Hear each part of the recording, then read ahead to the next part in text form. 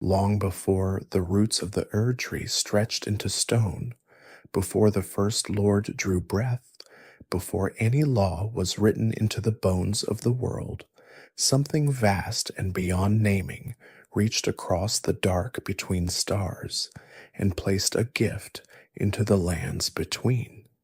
That gift would become the axis around which all history would turn. It would give rise to gods and unmake them.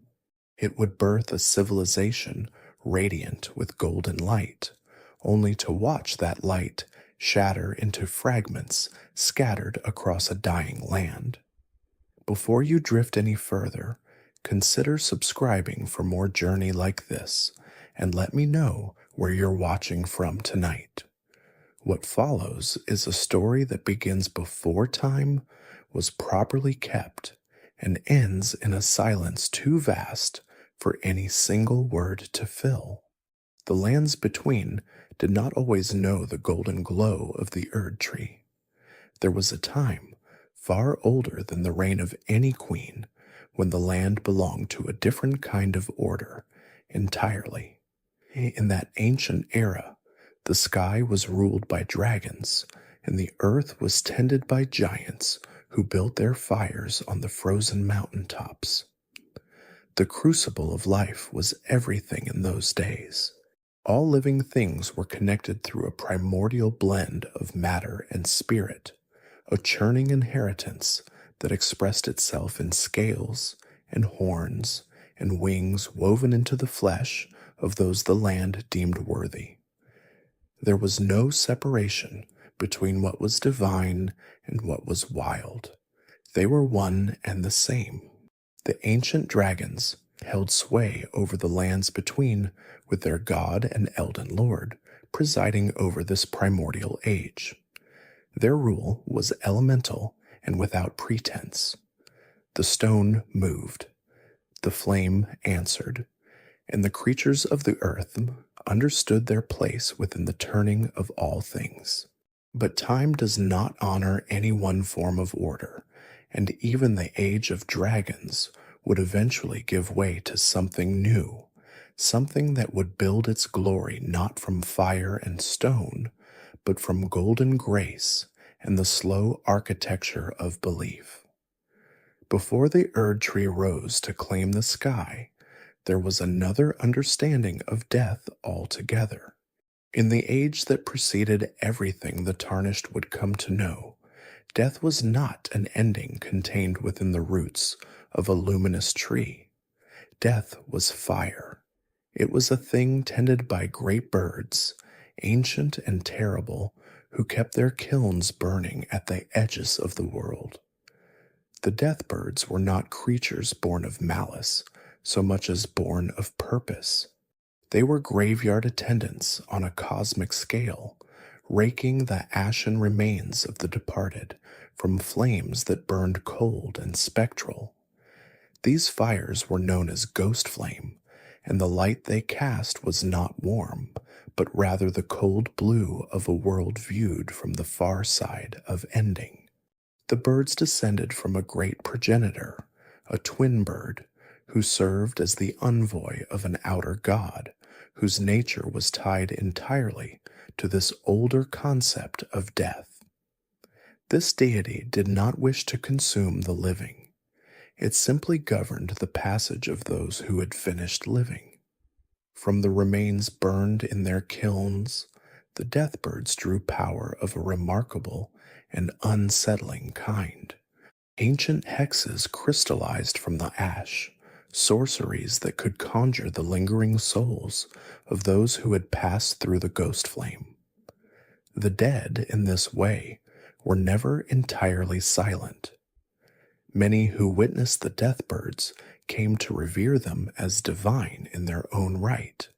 That reverence gave rise to a religion. Priests came forward to stand in their company, swearing oaths of devotion through rites of death that bound them to a promised resurrection. They became guardians of the birds, faithful attendants in a tradition that was simultaneously grim and quietly sacred, Assassins also emerged from this tradition, cloaking themselves in black feathers to mirror the silhouette of the birds they followed.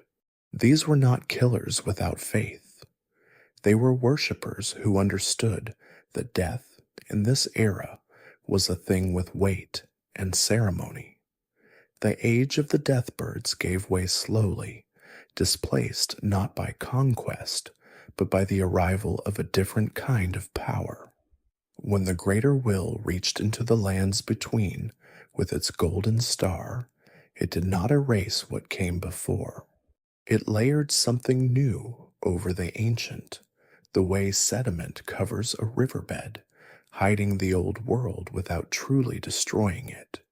The birds still roamed, their kilns still burned, but they became relics in a land that was learning to think about death in an entirely different way.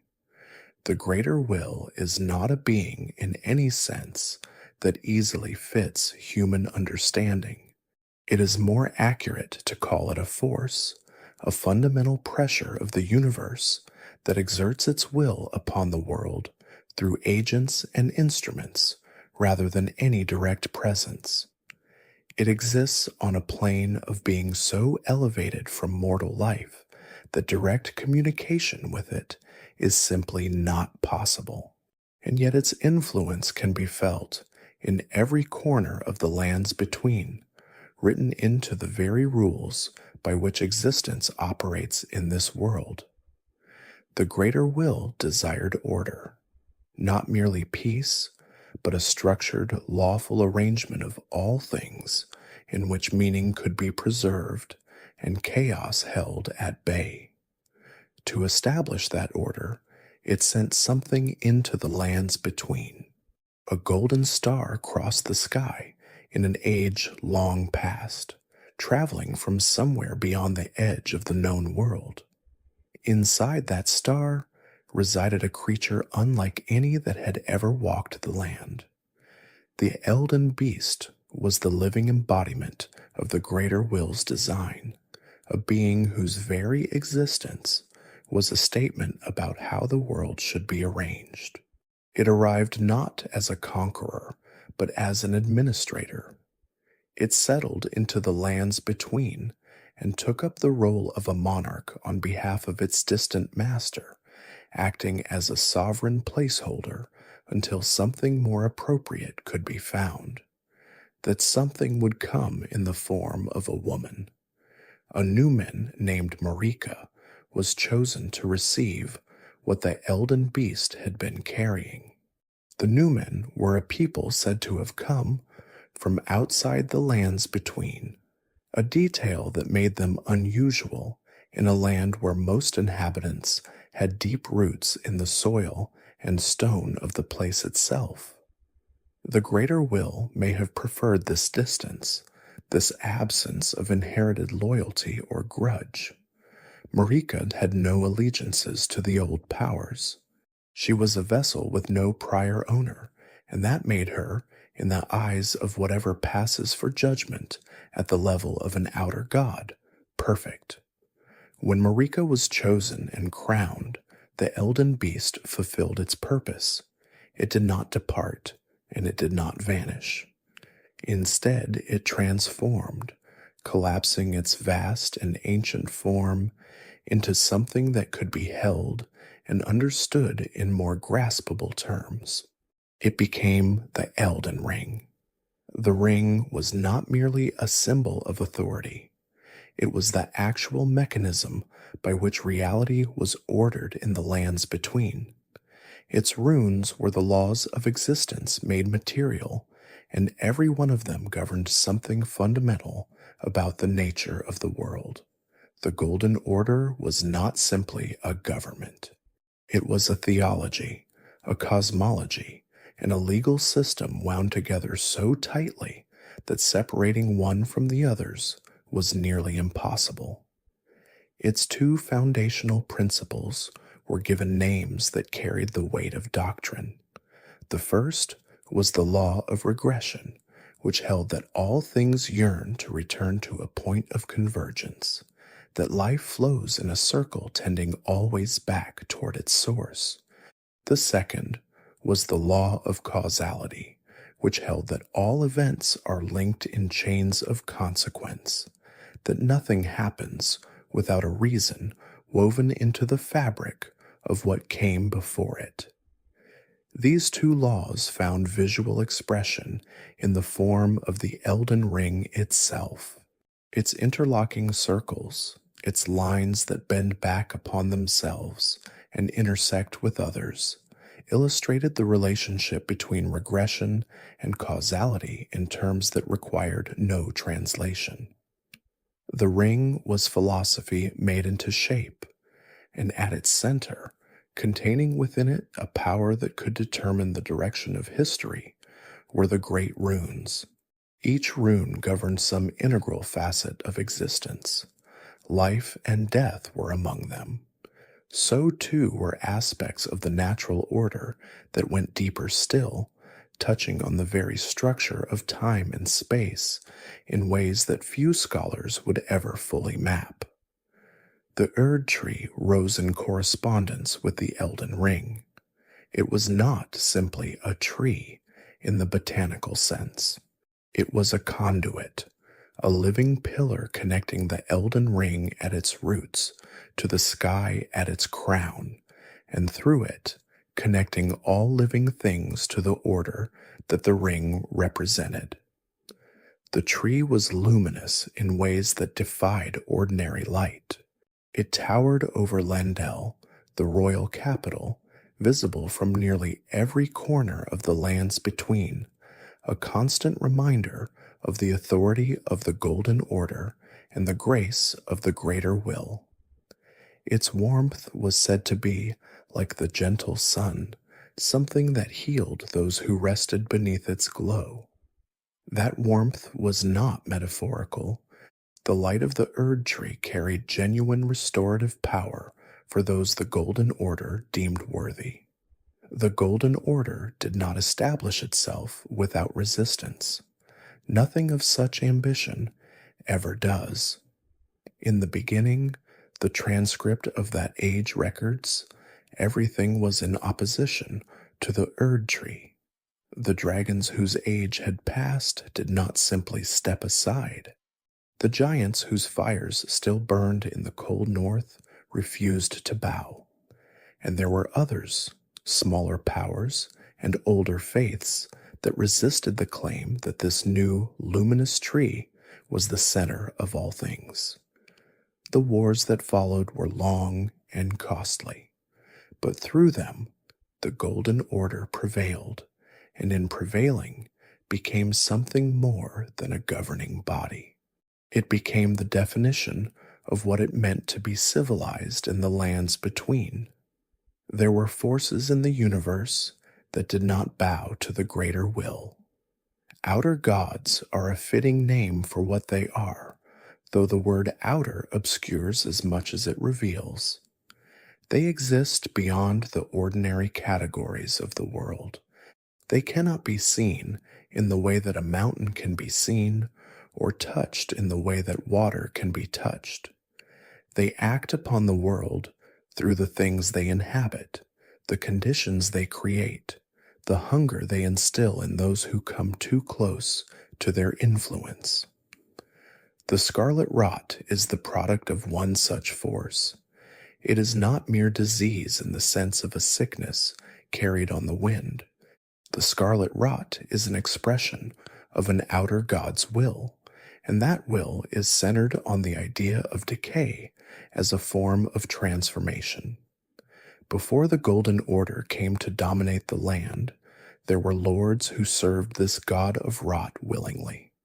They allowed the affliction to take their bodies, not out of ignorance or misfortune, but out of belief. They thought that to be consumed by the rot was to be rooted to the earth in the most complete way possible, that decay was not an ending, but a form of return.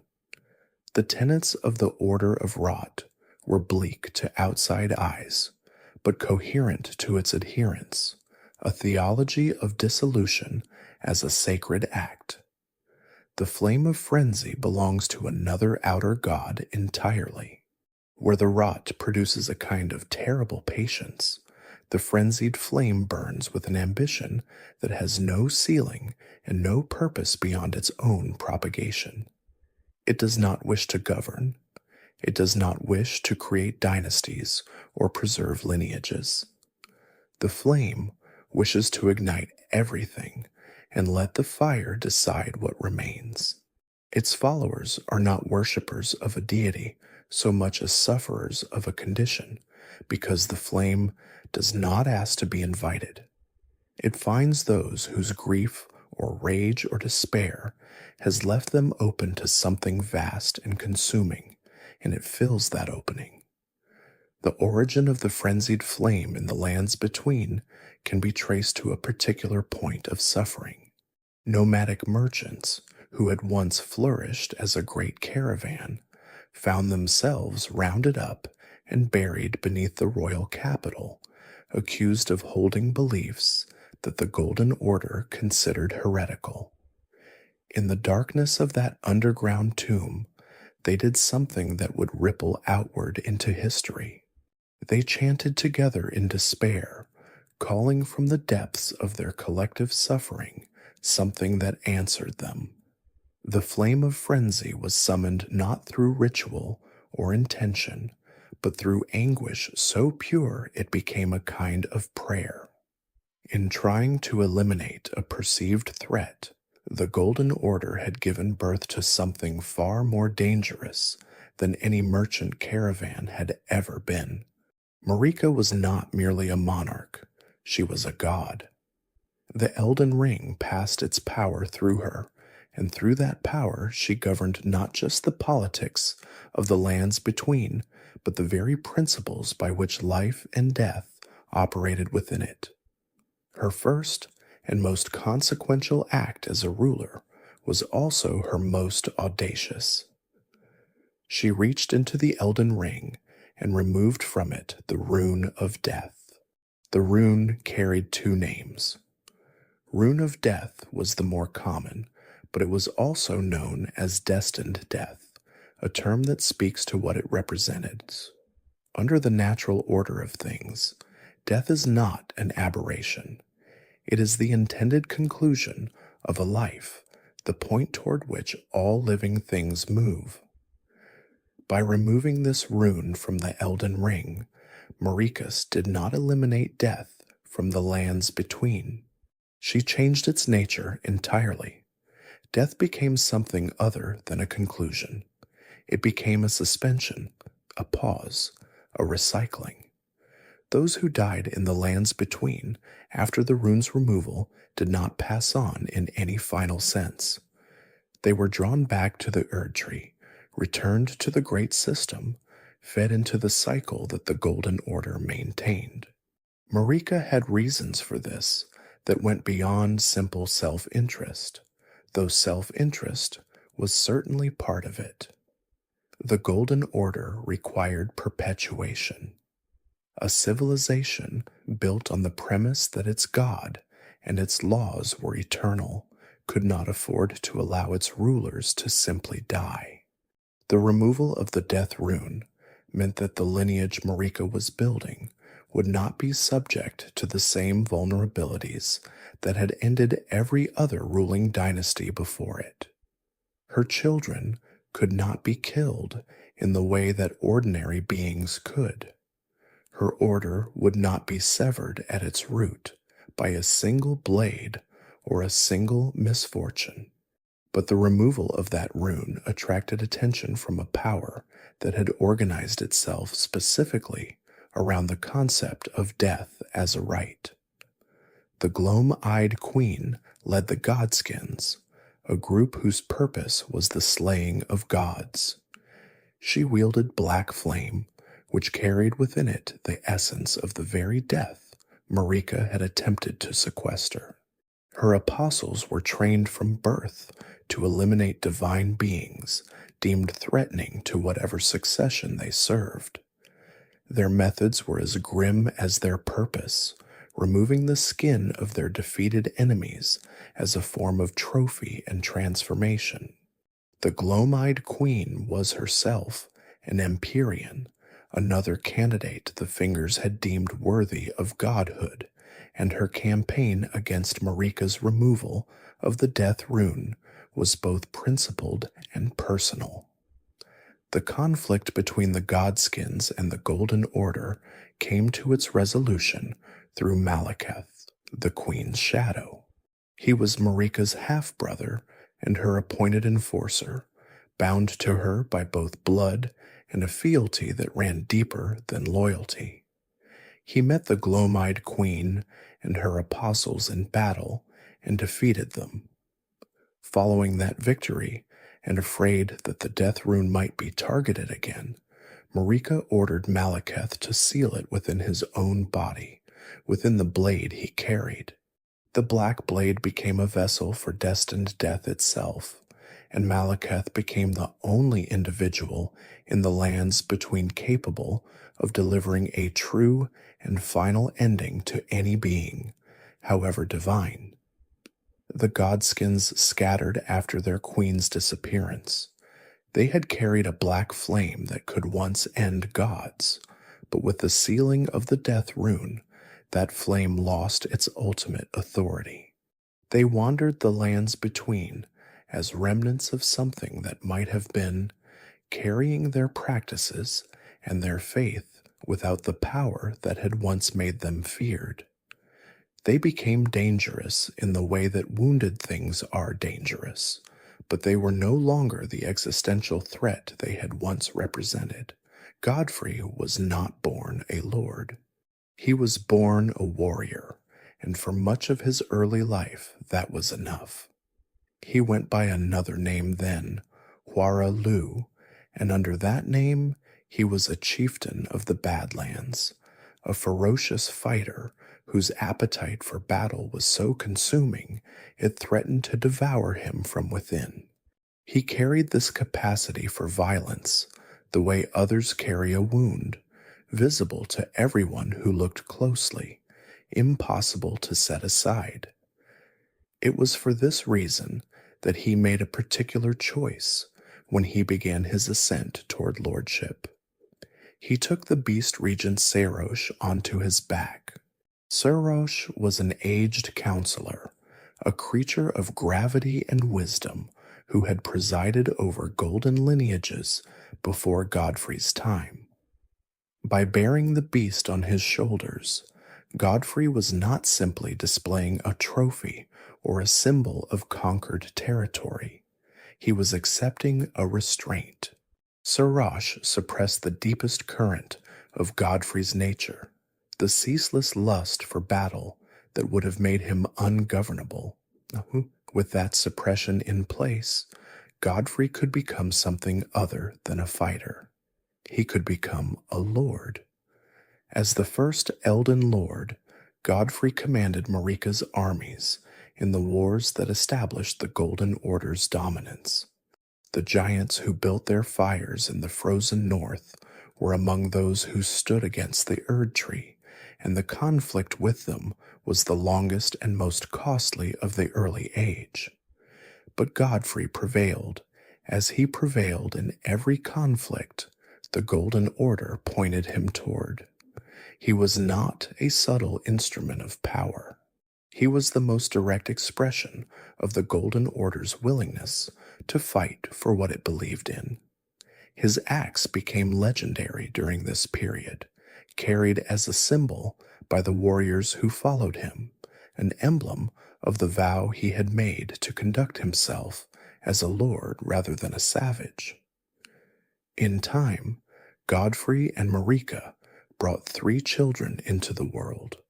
The firstborn, Godwyn, carried his father's strength and his mother's divine inheritance into a form that the lands between would recognize and revere.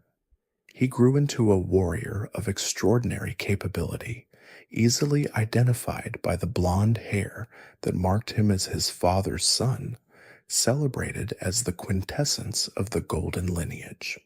His nature was generous as well as powerful, and he earned a reputation not just for what he could destroy, but for what he was willing to protect.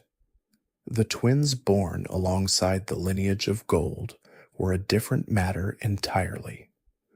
Morgoth and Mog arrived into the world carrying a curse that the Golden Order could neither explain nor accommodate.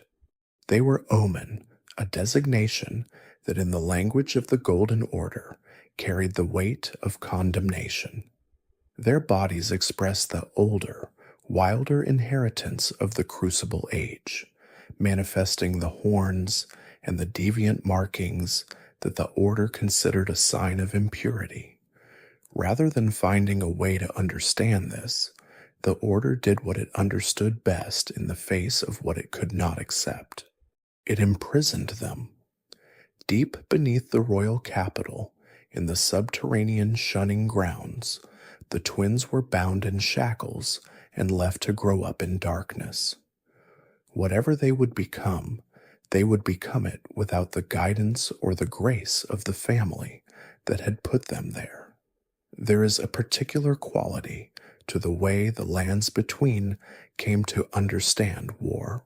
It was not simply conflict for territory or resources, though both of those things were certainly present.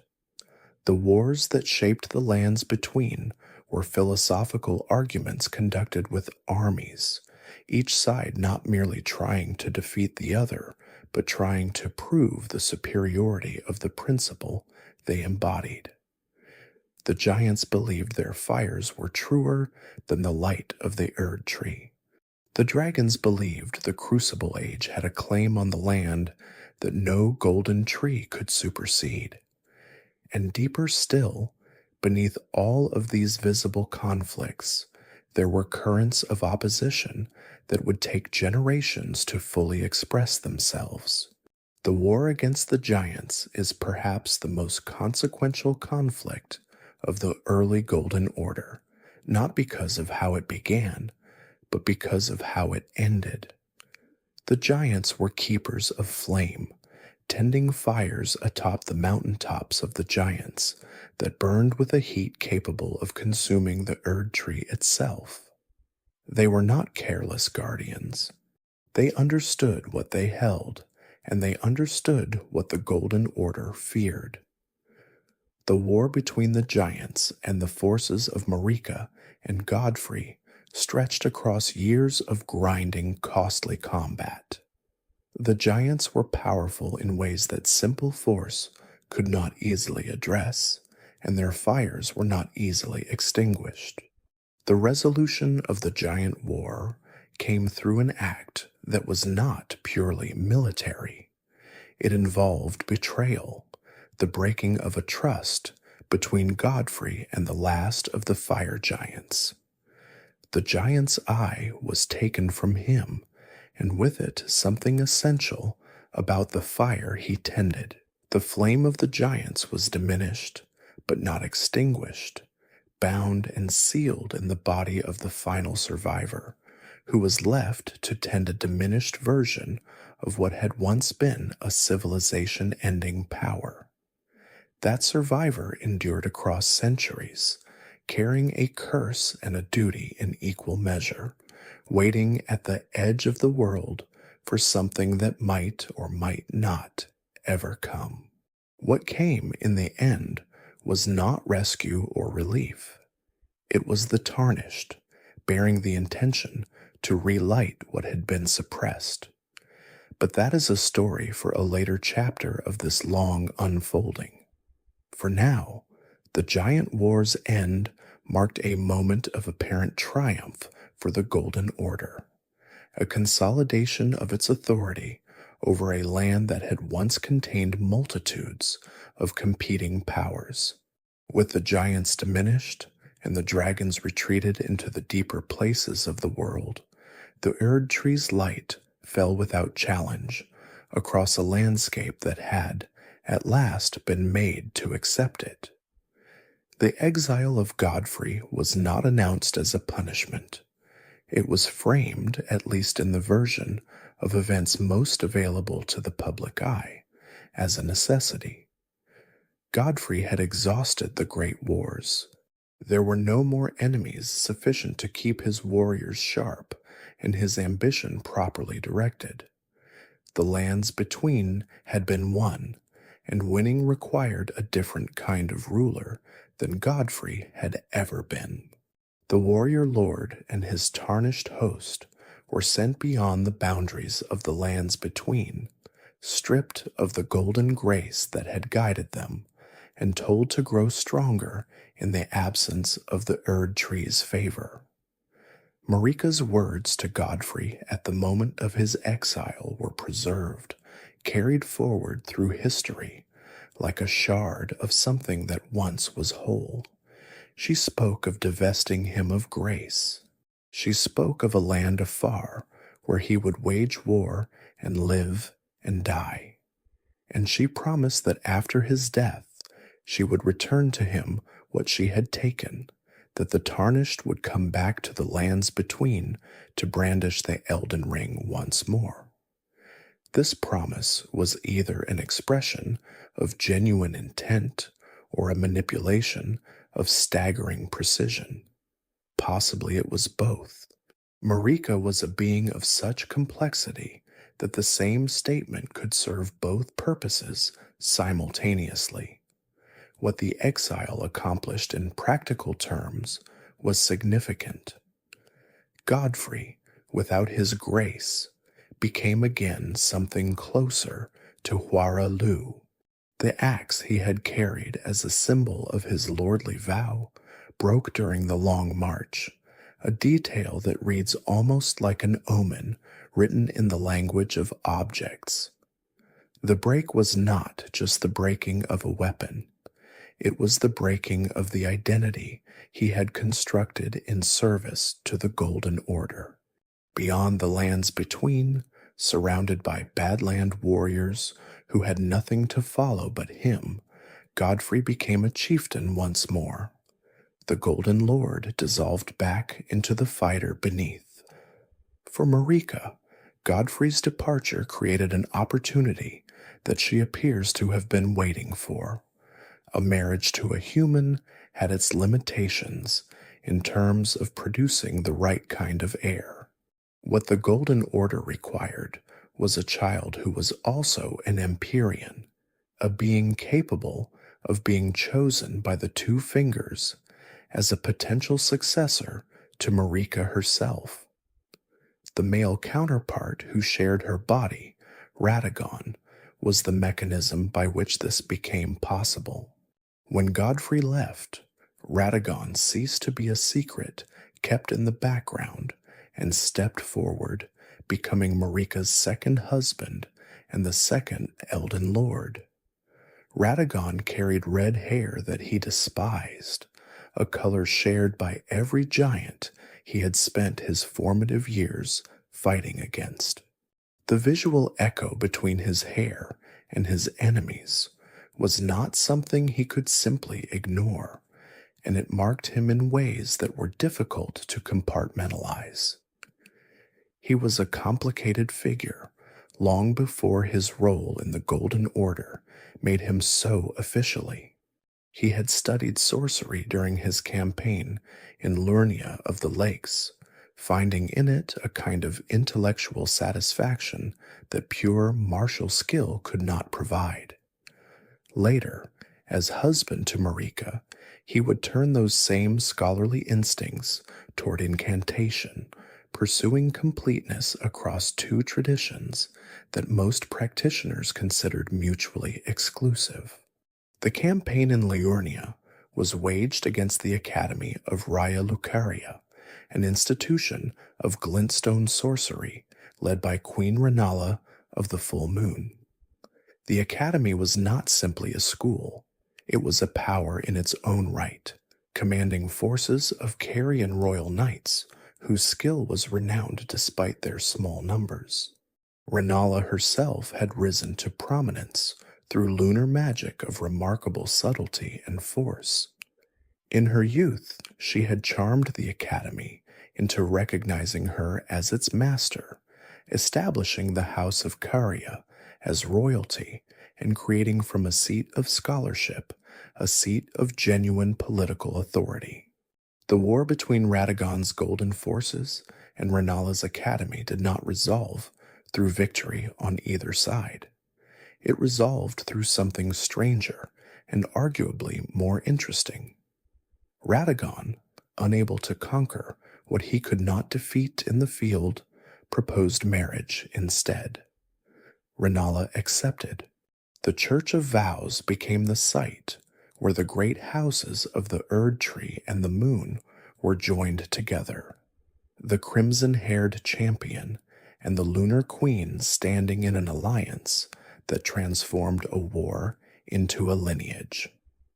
Their union produced 3 children who would each in their own way leave a mark on the history of the lands between, so deep it has never fully healed. Radahn was the eldest, and he came into the world already pointing toward greatness in the mold of Godfrey, the hero he would idolize and emulate. He adorned his armor with lions, Godfrey's sigil, as though wearing his admiration on the outside. But Radahn was not simply a copy of someone else's legend. He grew into his own peculiarities, none more famous than his relationship with his horse Leonard. As Radahn grew larger and more powerful, Leonard remained the size of an ordinary horse, and the disparity became a problem. The solution Radahn found was to learn gravitational magic from an alabaster lord in Celia, mastering the manipulation of forces that could bend gravity around him and allow the great horse to carry him without strain. What began as an act of devotion to an animal he refused to abandon became the foundation of his most celebrated military achievement. The stars, as Radahn understood them, were not simply lights in the sky. They were forces with trajectories that could be altered, that moved according to laws which gravitational mastery could contest. He challenged those trajectories and crushed them, earning himself the moniker Star Scourge. The stars stopped moving in their natural courses because Radahn made them stop. He held them in place through the sheer force of his gravitational power, a feat that made him simultaneously the most celebrated and the most cosmically consequential of the demigods. Rykard, the second child, moved in a direction that his family would eventually consider heretical. He was drawn to the volcanic forces of Mount Gelmir, a mountain that had its own ancient history of serpent worship and forgotten religion. Within those fiery chasms, he found hexes and sorceries that had been buried for ages, and he revived them with an enthusiasm that said more about his ambition than his judgment. He acquired a consort named Tanith, a woman who had been working in a foreign land as a dancer when Rykard first found her and made her his own. Together, they presided over a domain that grew more unorthodox with every passing year, until Rykard reached a conclusion so extreme that even those who loved him could not follow him there. Ranni was the youngest, and the only one of the 3 who was born an Empyrean. She was therefore the most politically significant of Radagon and Renala's children, the one whose fate the greater will had the clearest interest in shaping. She was assigned a shadow, a half-wolf being named Blade, who was raised as her foster brother and bound to her service. She grew up with Blade and with Iji, a giant blacksmith who served the Carrion royals, forming in that small circle something close to a chosen family. But Ranni had encountered something in her childhood that would redirect the entire course of her life. Led by her mother, she had found a moon that was cold and dark and veiled in occult mystery, and that encounter had planted in her a desire for something that the greater will could not offer.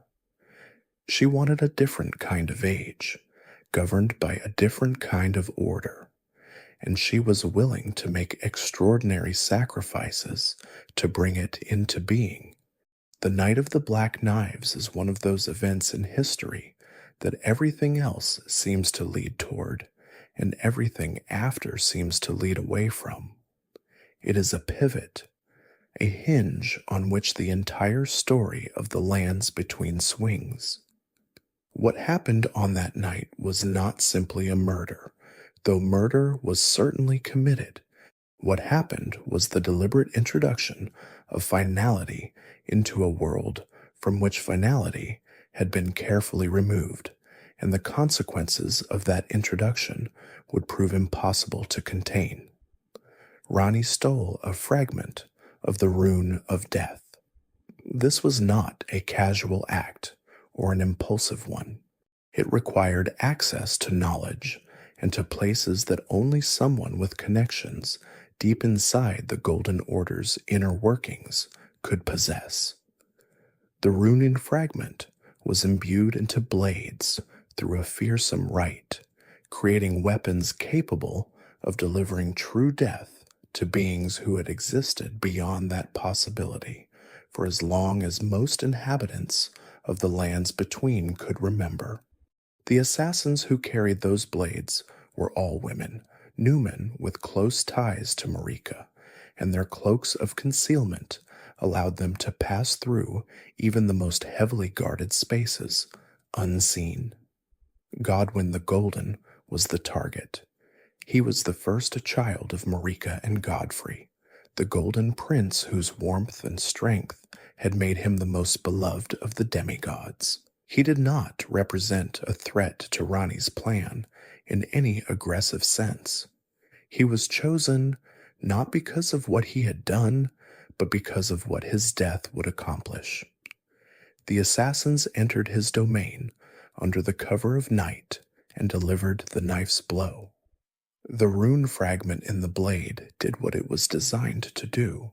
It took from Godwyn the capacity for a true and complete death, leaving him in a state that was neither alive nor fully dead, a kind of living corpse that would persist and grow and spread its corruption through the very roots of the Erdtree. Ranni herself died that same night, or rather, she killed her own Empyrean flesh in a ritual that was the counterpart to Godwyn's half-death. She destroyed the body the greater will had chosen her to inhabit, preserving her soul in a different vessel, a cold and deliberate act of rejection directed at the power that had tried to claim her future. Without her Empyrean flesh, she could not be selected as the next god. Without the next god being selected, the greater will's plans for continuation were interrupted, and Ranni was free, in whatever sense freedom means for a soul displaced from its body, to begin pursuing the age she had imagined. On that same night, Ranni had also given her brother, Rykard, traces of the death rune, intended as a contingency. If the consequences of the Black Knife plot required Malekith to be confronted and challenged, Rykard would have the means to at least attempt it. This suggests the scope of what Ranni had planned extended beyond a single night's action. She had considered multiple outcomes and prepared for each of them with a precision that reveals just how long she had been thinking about this. The immediate aftermath of the Night of the Black Knives was not the collapse of the Golden Order. It was the beginning of a slow unraveling. Deathroot appeared in the lands between for the first time, sprouting from the underground roots of the Erdtree, where they had become entangled with Godwyn's malformed and undying body.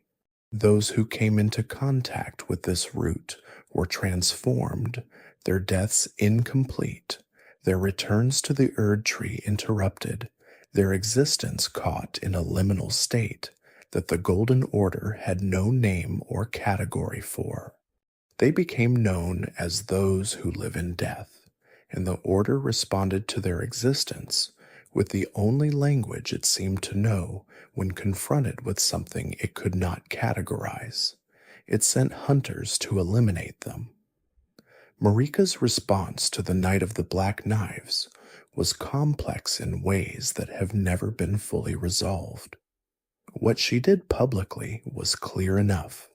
She ordered Malekith to seal the death rune more completely within his own flesh, within the black blade he carried, such that no one would ever be able to steal from it again. Malekith became Gurranq, the beast clergyman, concealing his identity and constructing a following around the task of seeking out and consuming Deathroot wherever it appeared.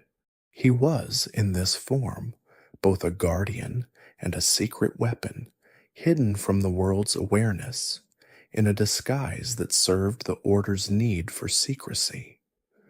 But there is a reading of Marika's actions in this period that suggests something more difficult to accept.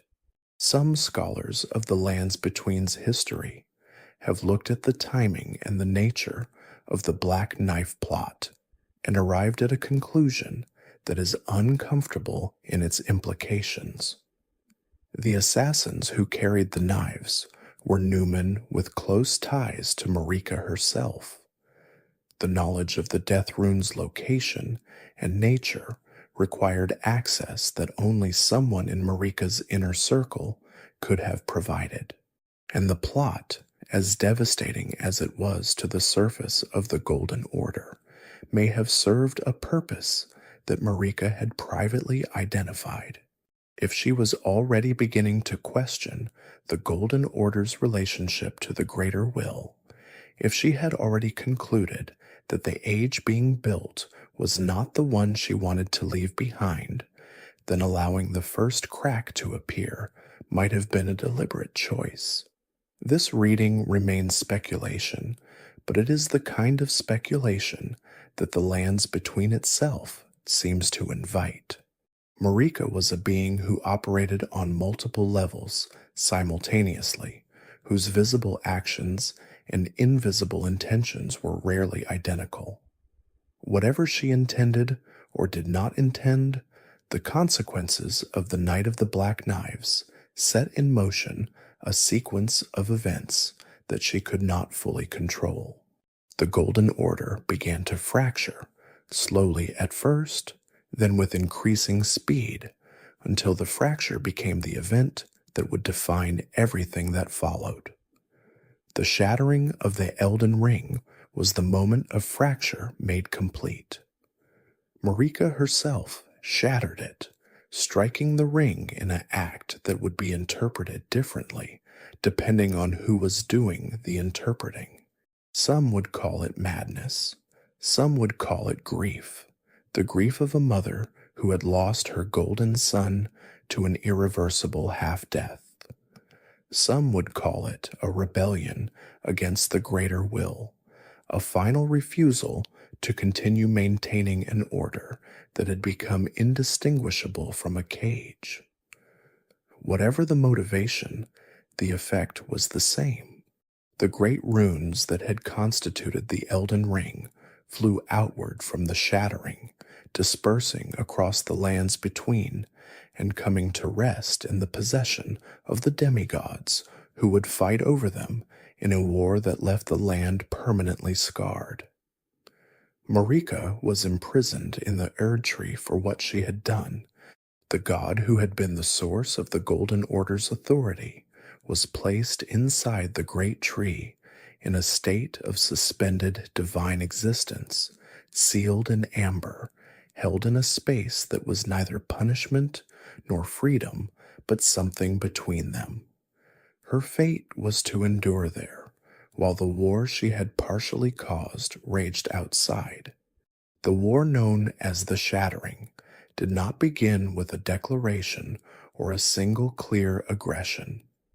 It began the way most things of that magnitude begin, with the understanding gradually spreading among those with the most to gain that there was no longer any central power capable of enforcing restraint. The Elden Ring was broken. The great runes were distributed. The god who had held it all together was imprisoned, and the demigods, each carrying their own ambitions and their own grievances, began to move. Radahn was the first to emerge as a figure of dominant military force. He held Caelid, the great scarlet-blighted region to the east, and he commanded an army whose loyalty was fierce and personal. He was already the Star Scourge, already the general who had held the stars in place, and when the shattering came, he brought those same qualities of gravitational dominance and relentless martial will to bear on the conflicts that arose. Other demigods sent their forces against him. None prevailed.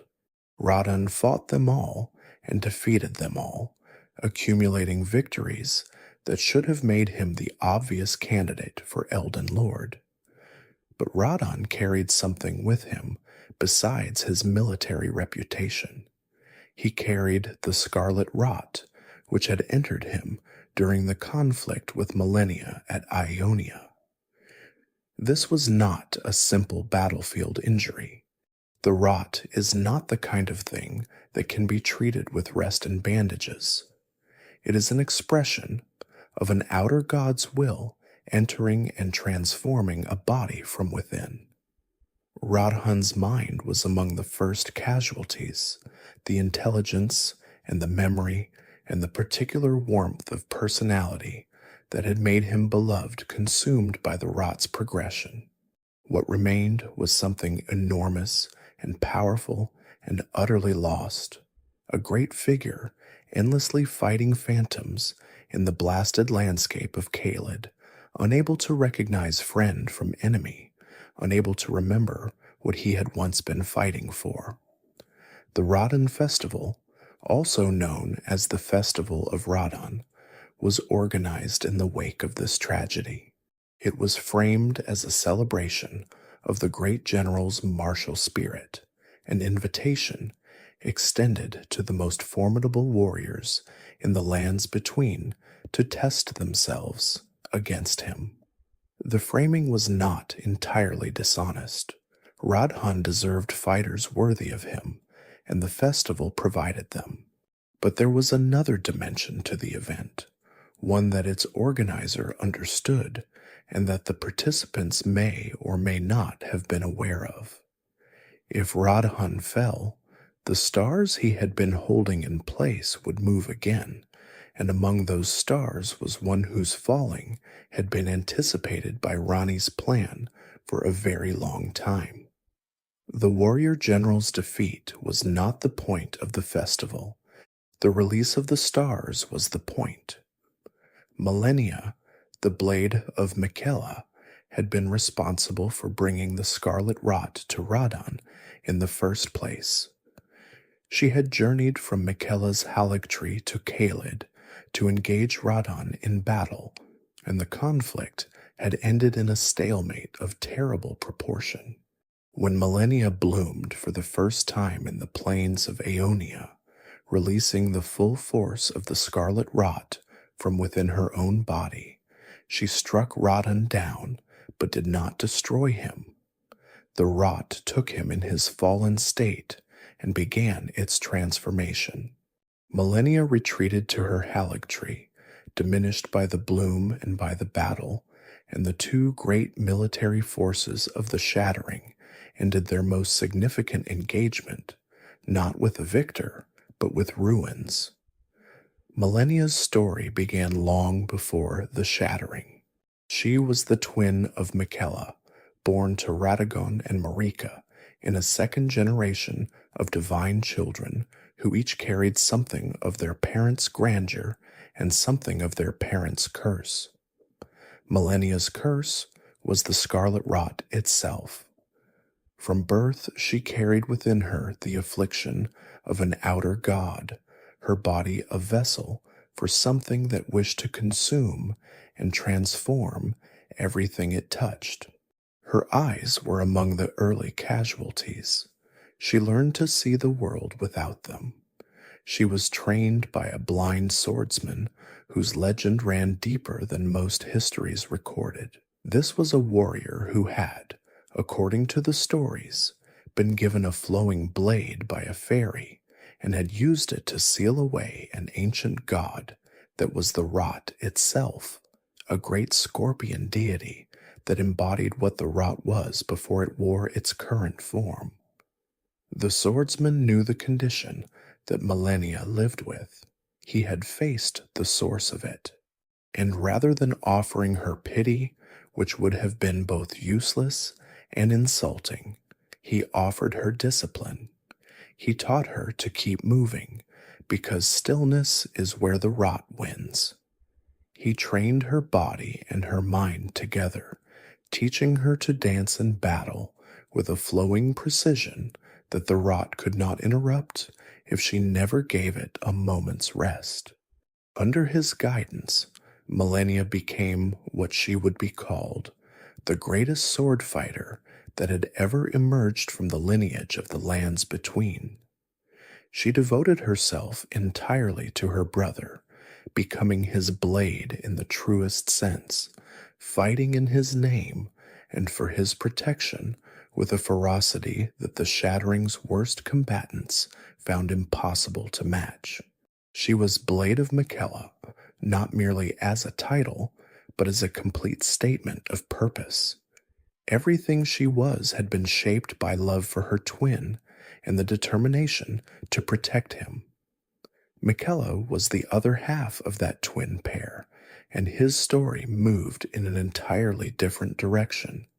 His curse was not the rot, but something subtler and in some ways more confining.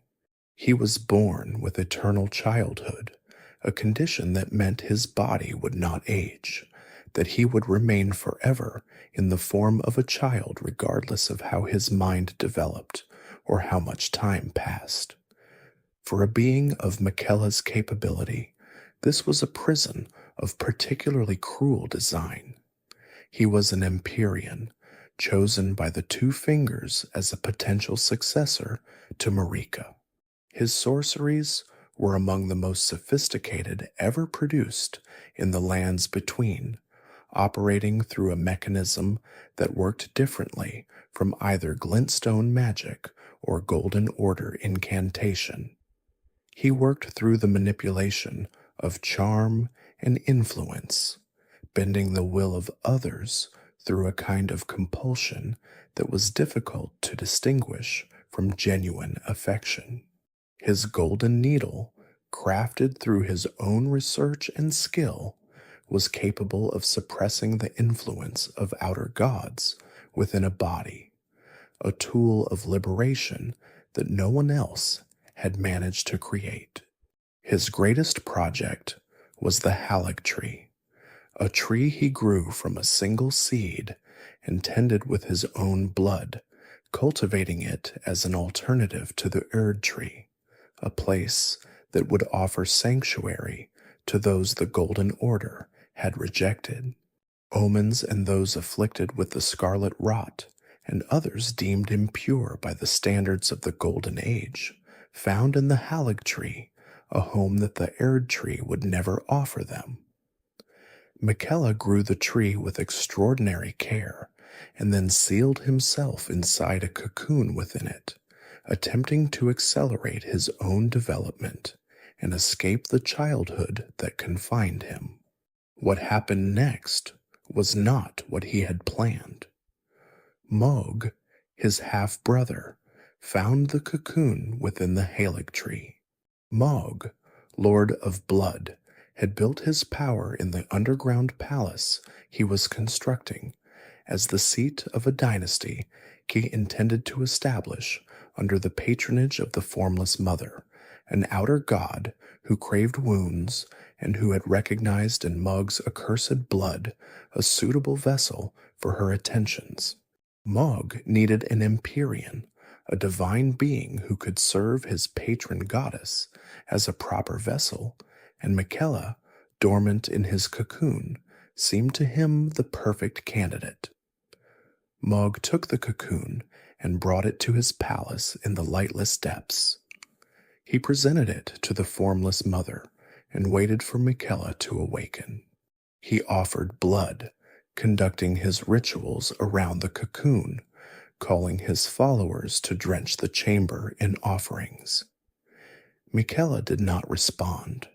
The young Empyrean had made it clear throughout his life that he had no interest in serving any outer god, and the prospect of serving the formless mother in whatever role Mog envisioned was apparently no inducement sufficient to rouse him from his chosen slumber. He lay dormant in the cocoon, neither dead nor awake, while Mog presided over a dynasty that was waiting for a sunrise that would not come. Morgoth had grown in the darkness beneath the capital, bearing his omen curse and his shackles and the full weight of his family's rejection. He had not responded to this treatment by abandoning the family that had abandoned him. In one of the stranger turns of the story, Morgoth remained devoted to the Erdtree and to the concept of the Golden Order, even as that order had imprisoned and discarded him. He fought under a disguise, calling himself Margit the Fell Omen, concealing his true identity so that his presence in the world would not be taken as evidence that an omen could claim authority. He was the last defender of Leyndell. As the shattering proceeded and the demigods drew their forces into conflict with one another, the royal capital faced repeated attempts to breach its walls. Morgoth held it.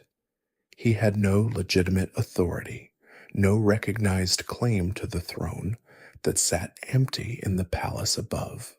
But he defended the capital with everything he had, not because he had been asked to or rewarded for it, but because the Erdtree was the Erdtree, and that for Morgoth was enough. He called himself the Omen King, a title that acknowledged what he was, rather than hiding it, and he watched the shattering tear the world apart from behind the walls of a city he refused to let fall. His twin Mog had taken a different path entirely.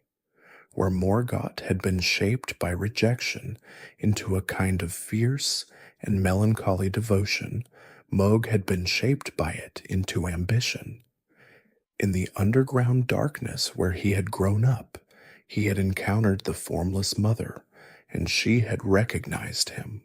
The accursed blood he had been born with, the very blood that the Golden Order considered evidence of his unworthiness, erupted with fire when he stood in her presence. He was not impure in her estimation. He was perfect. Intoxicated by this recognition, Mog had built himself a faith and a following and a dynasty in waiting, accumulating followers who believed as he did that the blood they carried was a sacred rather than a shameful thing. His sacred spear was the instrument through which he communed with the formless mother, and when he raised it in ritual, she would bless his followers with gifts that their accursed blood made them uniquely able to receive. The war surgeons who worked in his service, masked in white, understood that bloodletting was not merely a medical act in this context. It was devotion, and the formless mother answered devotion with power. Godric was among the demigods who had scattered across the lands between after the shattering, and his was a story of a very particular kind of smallness, wrestling with a very particular kind of overreaching ambition.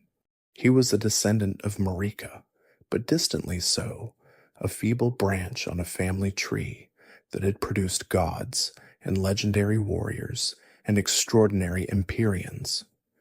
He did not have the strength of Radahn, or the brilliance of Miquella, or the devotion of Morgoth. What he had was desperation and a willingness to commit acts that the family he wanted to impress would have found repellent. He had fled Landel during Radagon's siege, using a particular artifact called the Mimic's Veil to conceal himself among the womenfolk leaving the city. He arrived in Stormvale with soldiers who had also fled rather than defend the capital, warriors those who carried with them the stigma of desertion in a war where those who stayed had been celebrated and those who left had not. Godric claimed the great rune that came to him in the aftermath of the shattering and used it to give himself a legitimacy his actual lineage could not provide. But Godric had already suffered a humiliation that had redirected the entire shape of his ambition.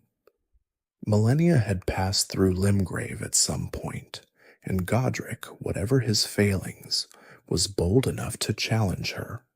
The result was predictable to everyone except perhaps Godric himself. He was defeated completely, and he begged for mercy, and Malenia gave it to him. The mercy of the greatest sword fighter of the age was in some ways worse than defeat by a lesser warrior, because it made the scope of his inadequacy impossible to ignore. He left that encounter apparently determined to never be that inadequate again. The practice of grafting was his solution. By taking limbs from other beings and sewing them onto his own body, Godric attempted to accumulate the strength he had not been born with. The arms of soldiers and the wings of dragons and whatever other appendages he could acquire were added to a body that was increasingly less itself and more a collection of other people's power. His followers, who had escaped Landel with him, found themselves in the unenviable position of serving a lord whose grip on dignity had become increasingly tenuous. The golden lineage he wanted to claim kinship with had no place for what he was becoming, and no desire to make one. The question that hangs over the entire shattering, over all of the wars and the ambitions and the sacrifices and the betrayals, is one that was never cleanly answered in the history that survived it. What did Marika intend? The long march that sent Godfrey and the Tarnished beyond the lands between was described as a deliberate act of strengthening, a way of creating warriors who would return with a capability that grace alone could not have built. The restoration of the Erdtree's grace that eventually called those exiles back was attributed by some to the greater will, seeking a new Elden Lord who might repair what the shattering had broken. But others looked at the timing and the pattern and concluded that Marika herself had arranged even this from inside her amber prison, working within the only means available to her. If Marika had designed the entire sequence, if the Night of the Black Knives and the shattering and the exile and the return had all been part of a single vast intention, then the purpose would have to be enormous to justify the scale of the destruction. Some readings of the evidence that survived suggest that Marika had concluded the Golden Order itself was the problem, that the Greater Will's vision for the lands between was not a liberation, but a confinement, that the age being maintained was not the best age possible, but simply the one the Greater Will preferred. If that was her conclusion, then the Tarnished returning were not agents of restoration.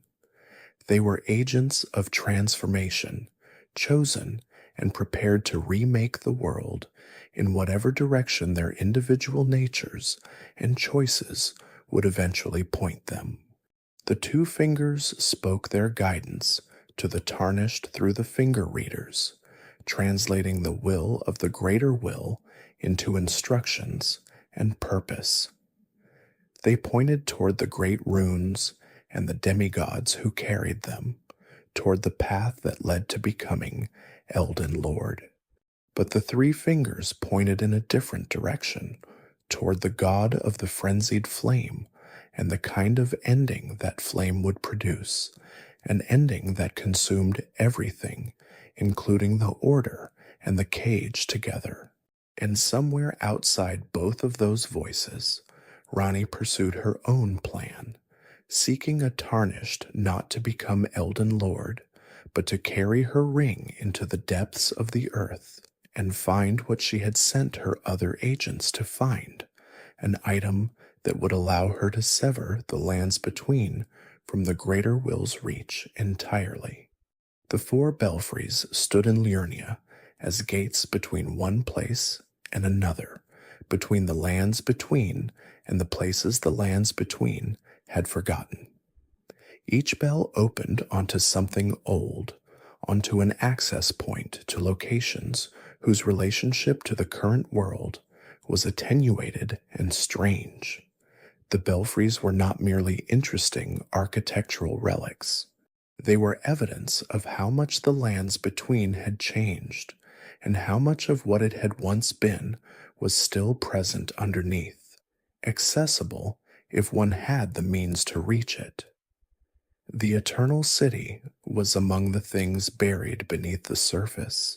Nokron, Noxtella, and the network of underground civilizations that had once formed an alternative to the surface world left their artifacts and their histories in the deep places below the lands between, accessible through the holes that opened when the stars began to move again.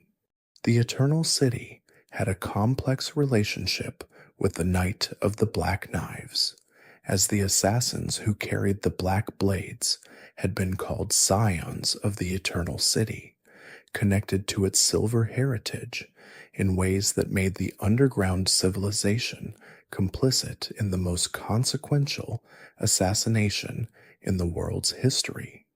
The Fingerslayer blade, a weapon capable of harming those who served the greater will, had been kept in Nokron, waited for a tarnished who would carry it back to the surface and into Ranni's hands. This was the culmination of what the Radahn festival had been intended to enable. Radagon's defeat released the stars. One star fell to Nokron and opened the passage. The tarnished who had participated in the festival found their way down through the opening, recovered the blade, and returned it to Ranni.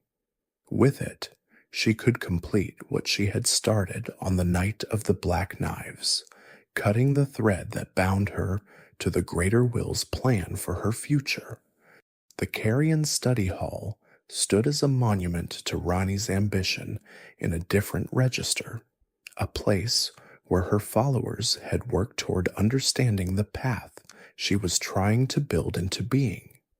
The curse mark of death, half of the wheel that should have formed on Godwyn and Ranni on the night of the Black Knife plot, was preserved there as both a record and a tool. The full curse mark was required to complete the ritual that would allow Ranni's soul to inhabit something permanent, something that could carry her into the age she was trying to create. To follow Ranni's path was to follow the longest thread in the lands between, wound through regions and histories and discoveries that tested the endurance of any tarnished willing to undertake it. It led through the underground, through the dreams preserved in sleeping ancient seals, through encounters with beings who had been waiting for precisely this sequence of events for longer than most surface civilizations had existed. At its end was the Moonlight Altar, a plateau of cold silver where Rani received what she had sacrificed so much to reach, and where an age different from anything the Greater Will had sanctioned became possible. The age she intended was an age of stars, not the managed, ordered, law-governed existence of the Erdtree's light, but something stranger and more open, governed by the cold mystery of a universe that did not have all of its answers arranged in advance. It was an age that valued the unknown over the certain, that found in darkness and in distance a kind of freedom that the Erdtree's warmth had never been able to offer. The moon she had encountered as a child, cold and veiled in occult mystery, was the model for what she wished to build. Not a world without light, but a world where the light was far enough away that those who moved beneath it had room to move freely. This was not the only possible ending the lands between was moving toward. The frenzied flame offered its own conclusion, one that was absolute in a way that Rani's moon could never be.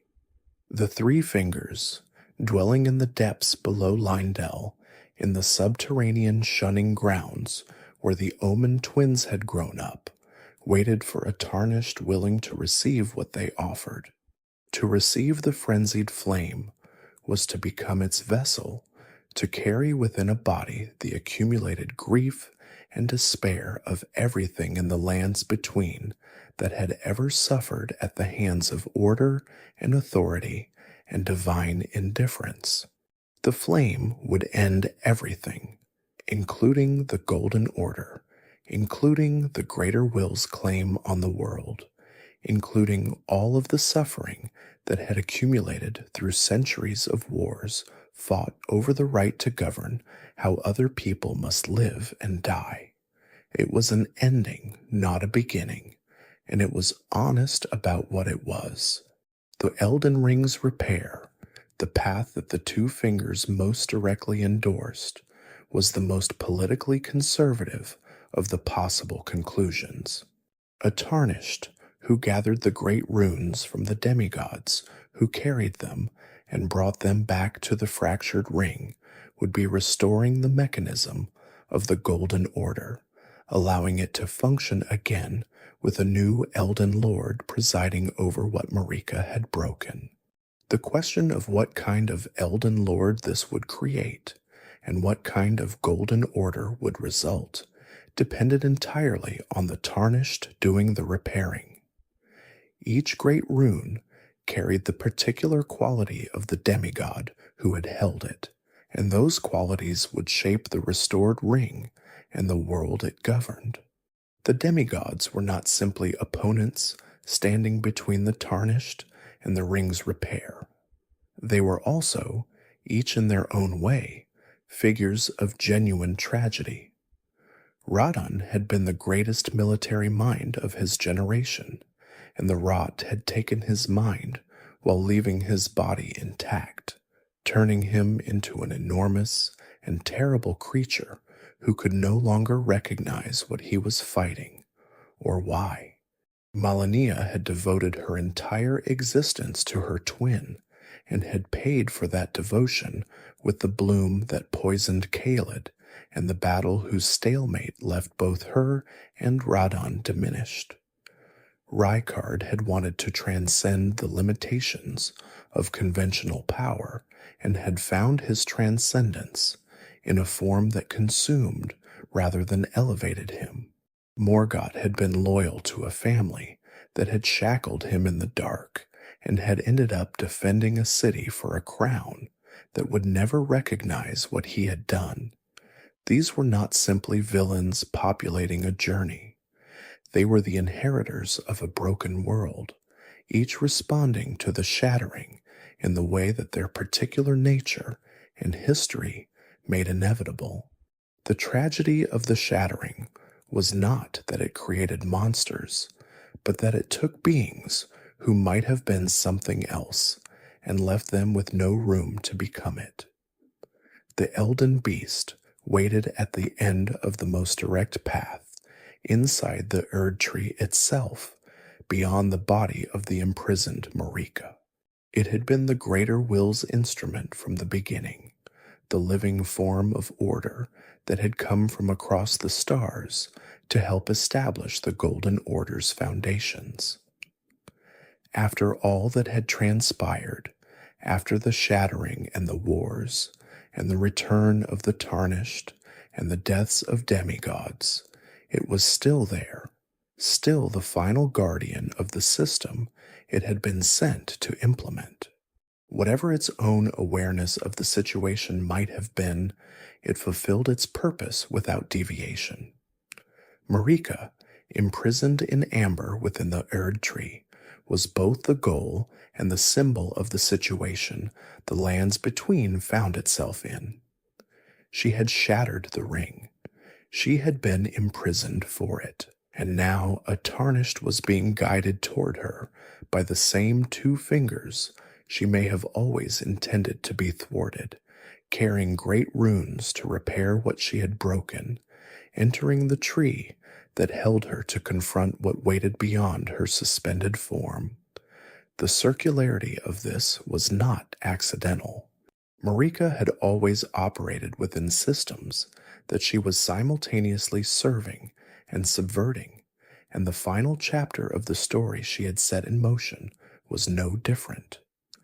What a tarnished chose to do at the end of that journey determined the shape of whatever came after. The age of fracture, if the ring was repaired under ordinary terms. The age of stars, if Rani's plan reached completion. The Lord of frenzied flames ending, if the three fingers gift was accepted and carried to its conclusion. The age of order, if the ring was repaired according to a more rigorous interpretation of the Golden Order's original principles.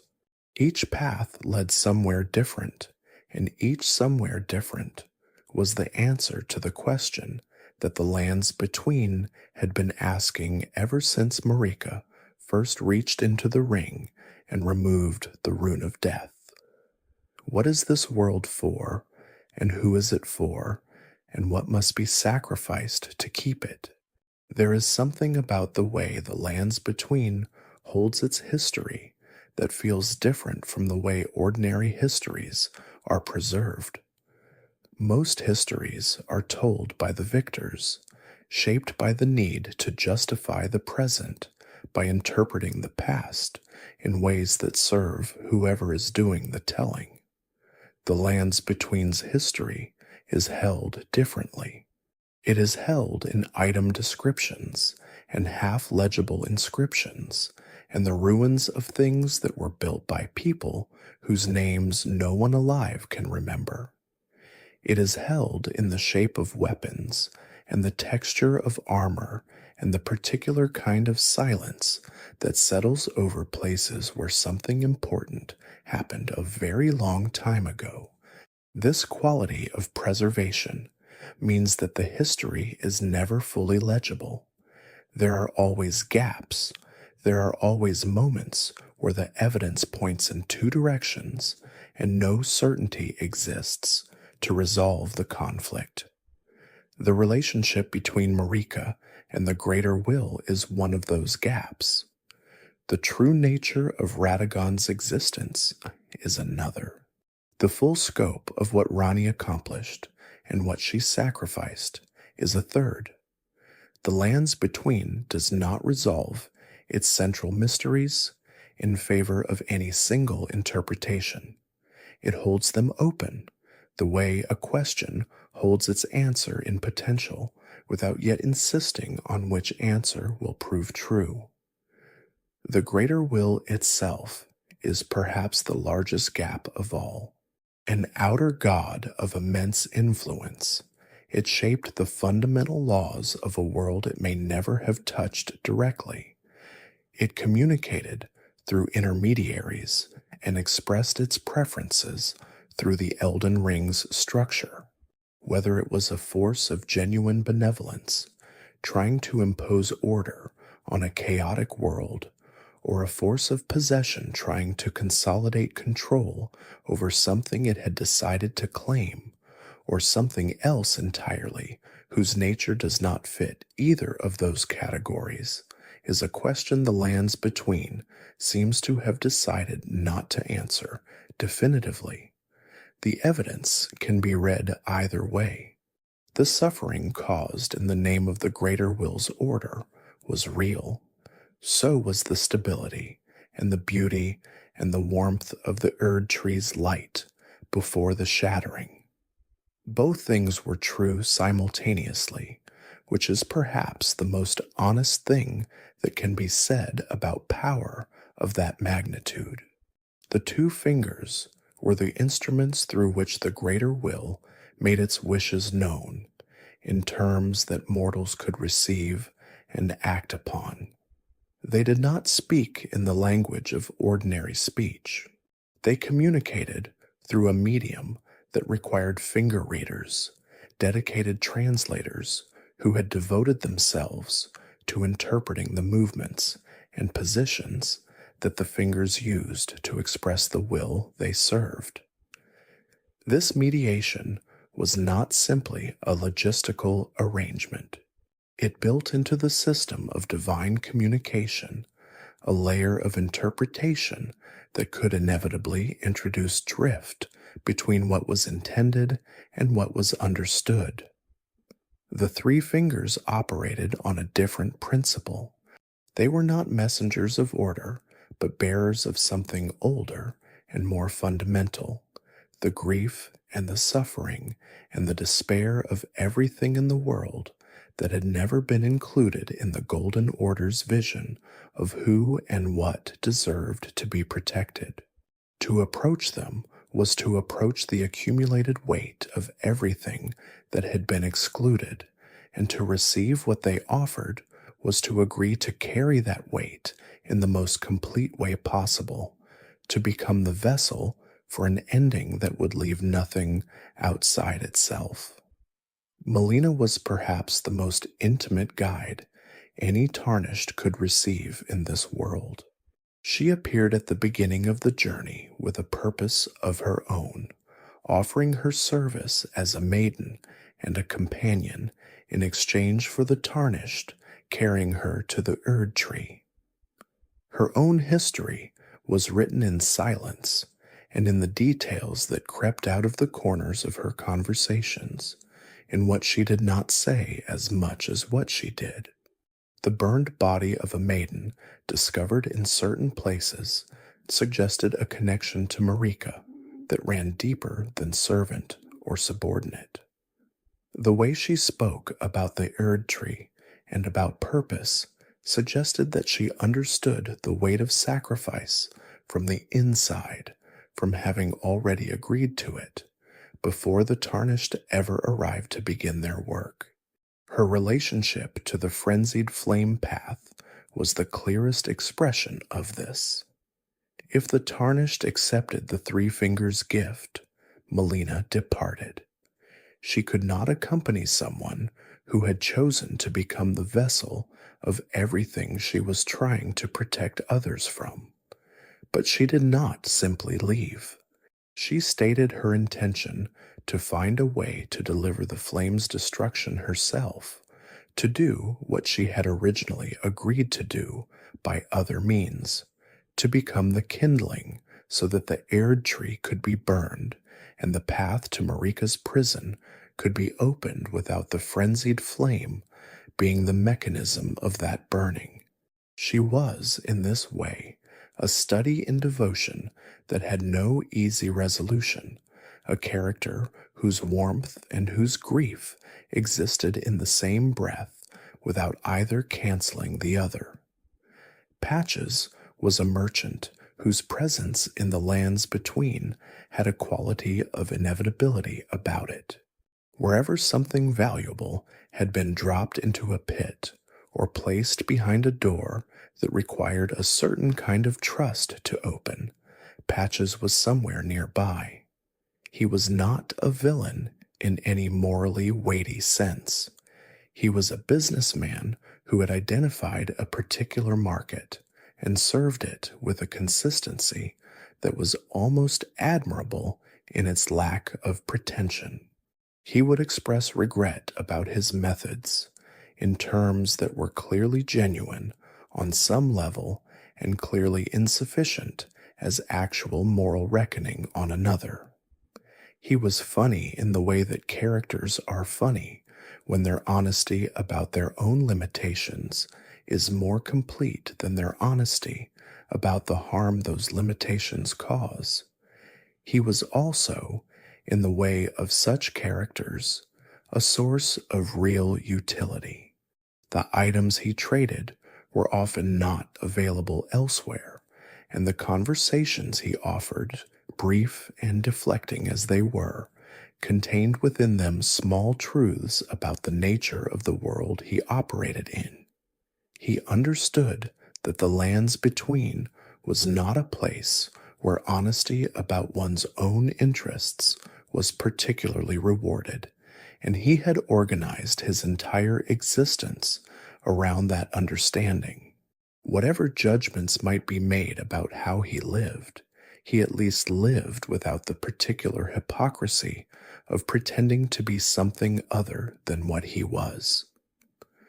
Rodericus was a different kind of character, one whose journey was gentler and whose resolution was more quietly satisfying. She arrived at the beginning of the game, broken and overwhelmed, a young woman from a noble family who had come to the lands between with companions who had been subsumed into Godric's grafting and who had been left behind when they were used. She had a gift for communicating with spirits, an ability she had always had but never developed, and she needed both the permission and the encouragement to understand that this gift was not incidental but central. Her story was small in scale and enormous in the right ways, a study in how people who have been through terrible things can find, with the right kind of help, a way forward that uses what they survived rather than being defined by it. The mountaintops of the giants stood at the edge of the world as a cold and elevated testament to everything the Golden Order had overcome and suppressed. The fires still burned there, tended by the last fire giant, in his diminished and wounded state, carrying a curse across centuries that he had not chosen and could not set down. The landscape itself was marked by the history of the giant war, the bones of enormous creatures half buried in snow, the remnants of a civilization that had organized itself around flame and had been defeated by a civilization that organized itself around gold. The forge of the giants was the destination in this high cold place, a forge where the flame of the giants could be channeled for a purpose that the Erdtree's golden grace could not achieve on its own. To burn the Erdtree required a fire older than the Erdtree, a heat that the Order's own light could not survive. The forge provided it, and standing at the forge with the intention of burning the tree was a moment that the game did not make easy or simple or free from weight, because the tree was beautiful, and its light had meant something, and the things that had been done in its name were not the whole story of what the Erdtree had been. The tree had to burn before the path to Marika could be opened. Whatever the tree represented, whatever the Erdtree had been in its best moments, to those who had lived beneath its warmth, the structure of the world required its burning as a condition of reaching what was sealed within it. Malenia understood this. She had always understood this. It was why she had agreed to be the kindling before the tarnished existed who would carry her there. The Farum Azula hung in the sky on fragments of stone, suspended above a storm that had not relented in longer than living memory could account for. It was a city out of time, preserved in a state that predated the Erdtree's establishment, kept separate from the flow of history by the storm that surrounded it, and by something else, something more fundamental about what Farum Azula was and what it had been built to hold. The Crucible Knights, who stood guard there, were creatures of the primordial age, their bodies still bearing the marks of the Crucible's mixed life, the horns and the scales and the ancient armor that belonged to an era the Golden Order had tried to make people forget. Malekith was there when the Tarnished arrived. Gurung, the beast clergyman, was not simply a disguise he had adopted out of caution or strategy. It was a role he had inhabited completely, serving the function of consuming deathroot wherever he could find it, returning the power of destined death to himself piece by piece over the centuries since the Night of the Black Knives.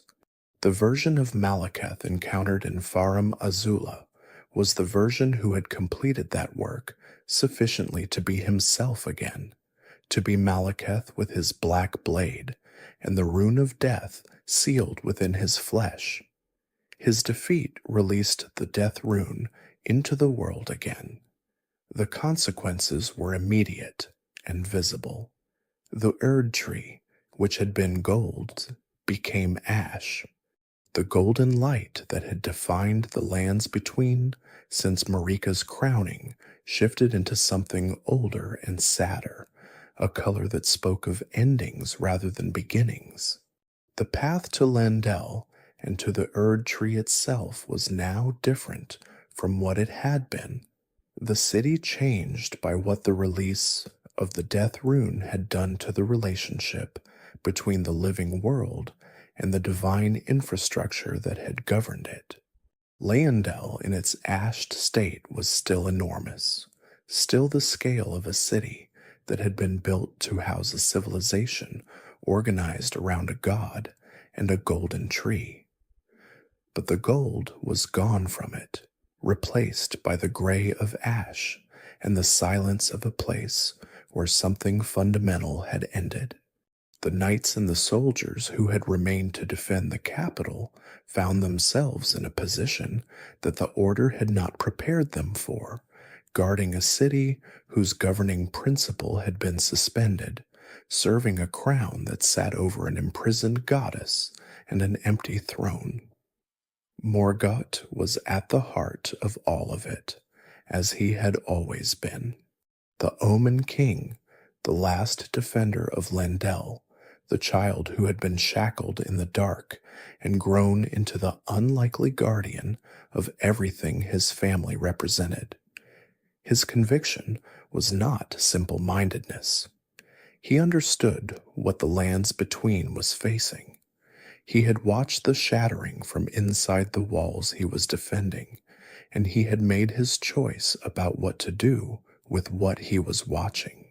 His opposition to the Tarnished was not obstruction for its own sake. It was the conclusion of someone who had looked at everything that was possible and decided that defending what remained was preferable to allowing it to be remade by someone whose intentions he could not predict. When the Tarnished went beyond Morgott and found the way into the Erdtree itself, they entered a space that the world outside could only approach from the outside. The interior of the Erdtree was Marika's prison and the Greater Will's most direct presence in the lands between, and at the end of it, suspended and shattered and enduring, was the god who had started everything.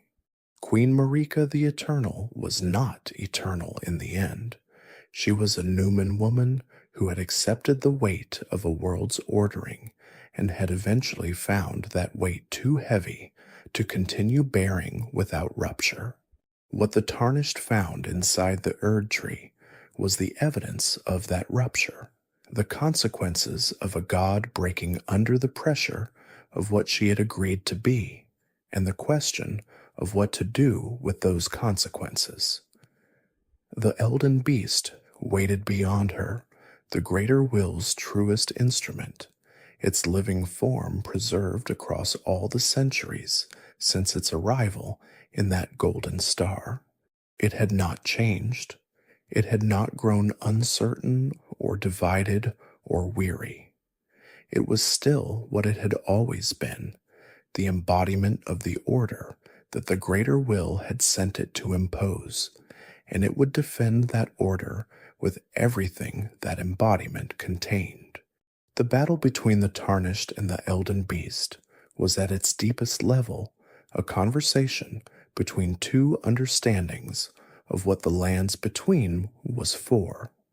One understanding was the greater wills, imposed from outside, carried by a creature of cosmic design. The other was whoever the Tarnished had become through the long and difficult journey to reach this place. The endings that were possible beyond that battle were not equivalent. They were genuinely different visions of what a world could be, each one making a different set of promises to a different set of people. The age of the Erdtree restored under Marika's continued reign was a return to something that had broken once and might break again. The age of order constructed around a more rigid interpretation of the Golden Order's principles offered stability without the flexibility that living things require. The age of stars that Rani's path led towards offered freedom and mystery in exchange for the warmth and the certainty that the Erdtree had once provided.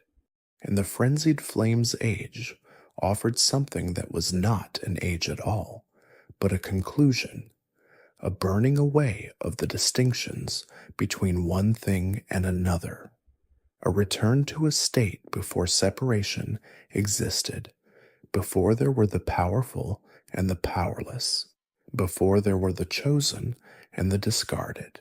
Whether this was mercy or destruction, or both simultaneously, was a question the flame did not answer, because the flame did not believe in answers of that kind. Whatever ending a Tarnished chose, they chose it in the knowledge that the world they were shaping would outlast them, that the decision being made in that moment would set the conditions of existence for everything that followed. This is what it means to become Elden Lord. Not to conquer, but to determine, not to win, but to accept the weight of what winning requires and carry it forward. The story of Elden Ring is not a single story. It is a collection of stories that have been running in parallel, crossing and diverging and crossing again, with no single perspective capable of encompassing all of them simultaneously. The Greater Will's story is about the imposition of order on a world that resisted it.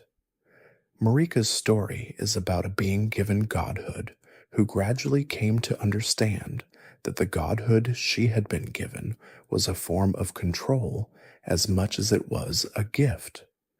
Rani's story is about the rejection of a destiny that was not chosen and the long, careful construction of an alternative.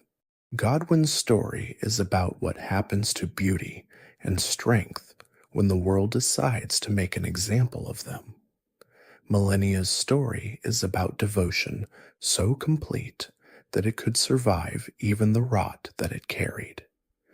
Each of these stories contains the others within it, touches the others at certain key moments, and is changed by those touches. The Night of the Black Knives is the moment they most conspicuously converge, the event that Rani planned and that killed Godwin and that changed Marika and that eventually led to the shattering that set all the rest in motion. But that convergence does not resolve the stories. It simply accelerates them. sends them moving faster toward the various conclusions that the tarnished will eventually have to choose between. The tarnished's own story is perhaps the most open of all. They arrive with no memory and no context, guided by the grace they do not yet understand, toward a purpose they do not yet know, and everything that happens between that arrival and whatever ending they reach is the story of a person becoming something specific enough to make the choice that the lands between requires of them. Whether that person becomes an Elden Lord faithful to the greater will, or an instrument of Rani's lunar age, or something else, entirely depends on who they are, which in the lands between means what they have seen and what they have chosen in the face of what they have seen. There is a gentleness in the way the lands between holds its most broken things. The deathbirds still circle their kilns. The giant's bones still rest in the snow. The deathroot still spreads through the underground reaches of a world that cannot fully contain what Godwin's half-death set loose. Renala still sits in her library, cradling the amber egg, performing her gentle and tragic ritual of rebirth for the children she creates and loses and creates again. None of these things were healed by whatever happened in the final confrontation in the Erdtree. The world moved in a new direction, but it did not leave its damage behind. This is perhaps what makes the lands between feel different from other histories of conquest and succession. It is not a world that pretends its wounds are resolved. It is a world that carries its wounds forward, that holds the past and the present in the same hand without insisting that the past explains the present or that the present has processed the past. The ruins are still ruins. The dead are still dead, in whatever sense dead means, in a place that has such a complicated relationship with death. And somewhere in the sky, or in the distance between stars, the greater will continues to exist, its intentions unchanged by what happened in the lands between, its relationship to order and to the worlds it touches as absolute as it has ever been. The world beneath the lands between is as layered as the world above it, perhaps more so. The surface that the tarnished travels is legible in the way that surfaces tend to be, marked by the events that shaped it in forms that can be seen and touched and navigated. The underground is different. It holds things that the surface chose to bury rather than confront, histories that were inconvenient for the Golden Order's preferred narrative about what the lands between was and where it had come from. The eternal cities are the most significant of these buried things, remnants of a civilization that had organized itself along principles so different from the Golden Orders that the two could not share the same daylight. Nokron, the eternal city, occupies a space in the underground that became accessible only after Radagon's defeat released the stars he had been holding. The star that fell to open the passage came down with enough force to remake a portion of the landscape, opening a wound in the earth that led downward through layers of stone and accumulated time to a place where the ancient city waited in a kind of preserved stasis. The civilization that had built Nokron had been extinguished long before the Erdtree's establishment, its end connected to the events of the Nox people and their relationship with the celestial forces that the Golden Order would later take such care to control. The Nox were a people who had studied the stars and the forces beyond the sky with an intensity that the greater will found threatening. Their research had led them toward a kind of understanding that operated outside the framework the greater will was trying to establish as the definition of all understanding worth having. The punishment for this research was the burial of their civilization, sealed underground in a darkness that would prevent them from ever again looking up at the stars they had spent generations studying. They built their underground world as completely as they could, creating within it substitutes for the sky they had lost, hanging false stars in cavern ceilings, building their culture around the memory of what they had been denied. They did not stop their research underground.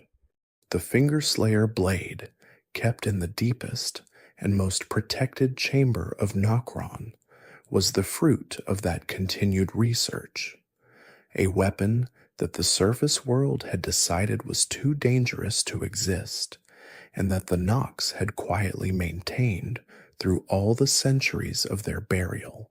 To forge a weapon capable of harming a finger, capable of harming the greater will's most direct representatives, was an act of defiance that the Nox had chosen to preserve in the same way they preserved their culture and their memory, with quiet determination and no expectation of immediate use.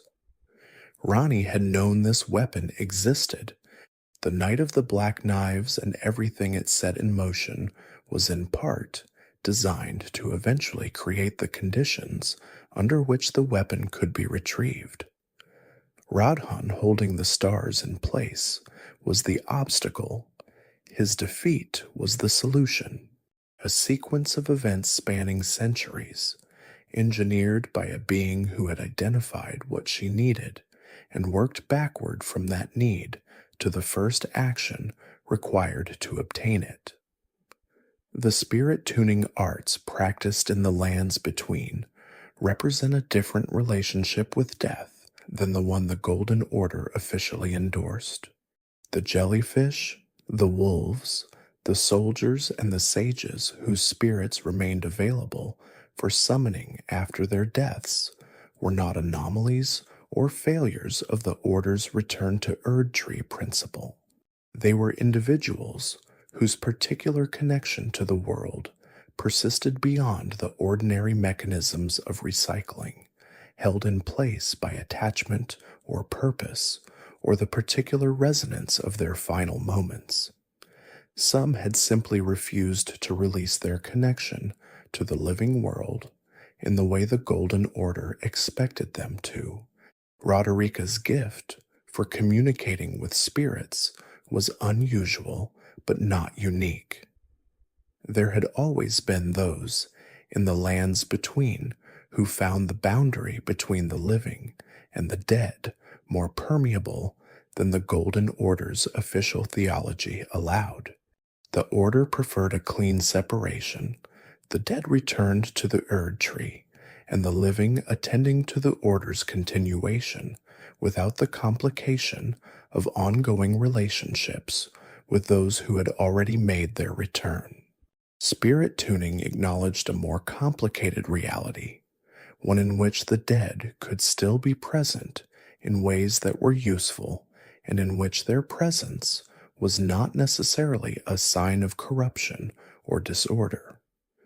The spirit spring wells that allowed mounted travel to reach higher locations with a burst of rising wind were older than the Erdtree's establishment.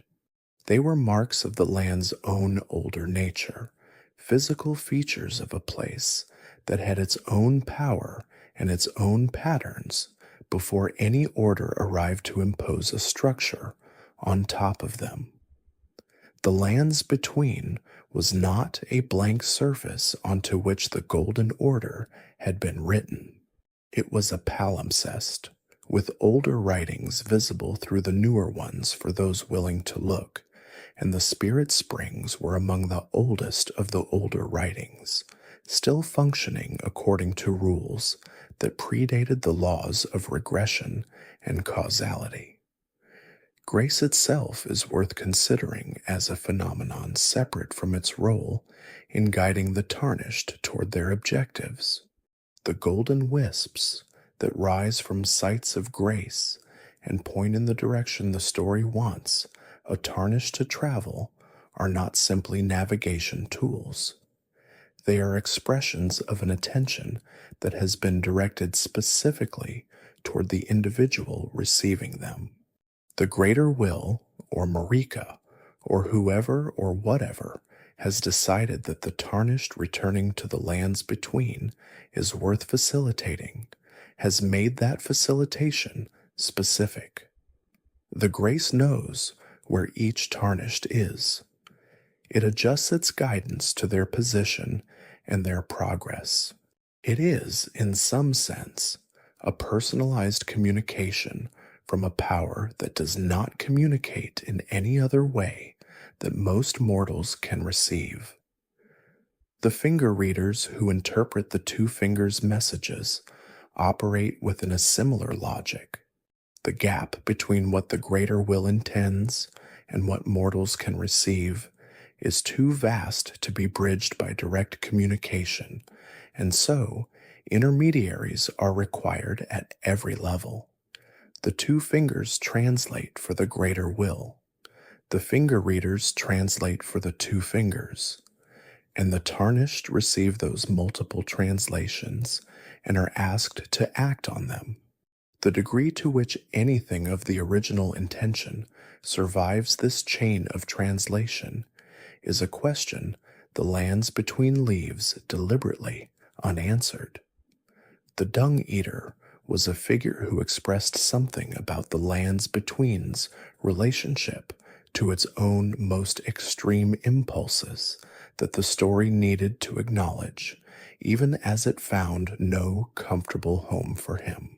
His purpose was the cursing of rebirth, the deliberate defilement of the Erdtree's cycle of return, so that those he affected could not experience it. His motivation was not strategic in the way that Rani's or Marika's motivations were strategic.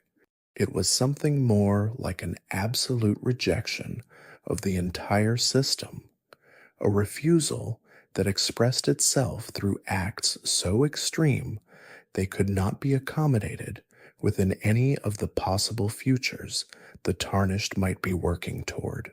He offered a seedbed to the tarnished, not out of generosity, but out of a recognition that a being willing to pursue the full extent of what he represented could be useful to him in ways he cared about. His path led nowhere that any of the other characters in the story were heading, which was perhaps its point. Not all of the forces present in the lands between were part of the narrative structure. Some were simply there, as they always are in complex worlds, operating according to their own logic without reference to where the main story was going. The lakes of Liurnia spread across the landscape as a reminder of a war that had been resolved through marriage rather than victory. The Academy of Raya Lucaria rose from the water at its center, still functioning as a place of glintstone study even in the aftermath of the shattering, its scholars still pursuing the lunar magic that Rennala had established as the institution's foundational practice. But the character of the Academy had changed. The rebellion that had unseated Rennala from her position of authority had replaced her with something administrative and colder, scholars pursuing knowledge without the guiding warmth that Rennala had brought to the institution in her years of genuine engagement with it.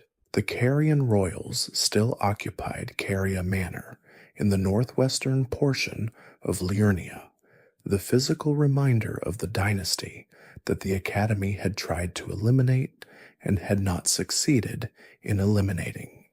The royal preceptors, who had served the Carian family, maintained their positions and their secrets, holding what they knew about Rani and her plan with a loyalty that the cuckoo's assault on the manor had not broken.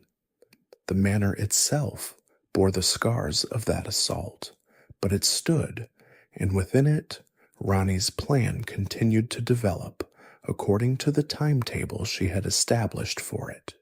Celia, the town of sorcery, sat in the blighted landscape of Kyled as another kind of academic institution, one that had been consumed by the scarlet rot in the aftermath of Malenia's bloom.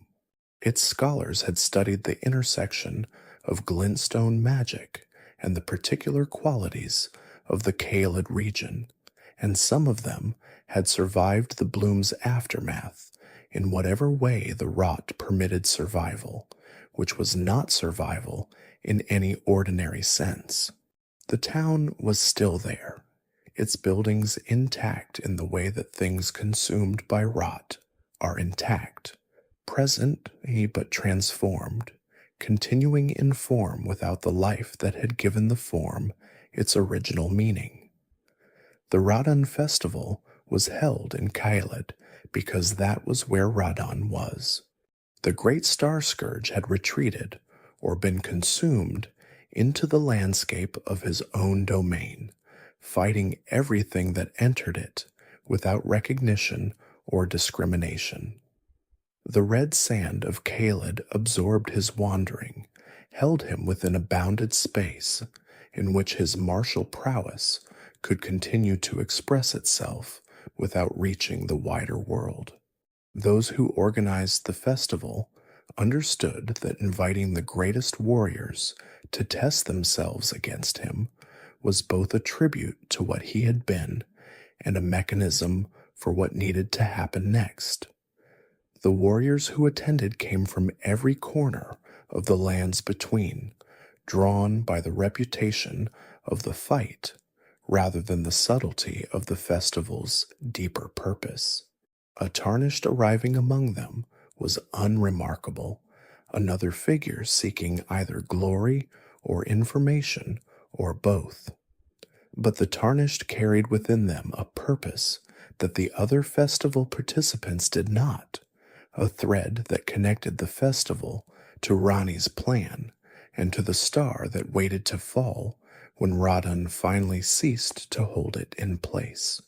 The Altus Plateau sits above Liurnia in every sense of that word, physically elevated by the sheer geological lift that separates it from the lower lands, and elevated also in the Golden Order's hierarchy of significant places.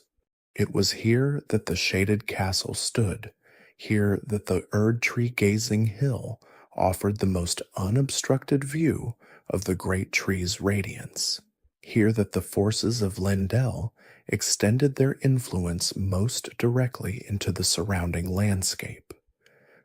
The Golden Order had not merely built a capital, it had organized the geography around the capital in a way that expressed the Order's understanding of how proximity to divinity should work. The passage from Liurnia to the Altus Plateau through the grand lift of Dectus required the two halves of a medallion, a detail that speaks to the deliberateness with which the Golden Order managed access to its most significant locations. Not everyone was meant to simply walk up to the Erdtree's doorstep.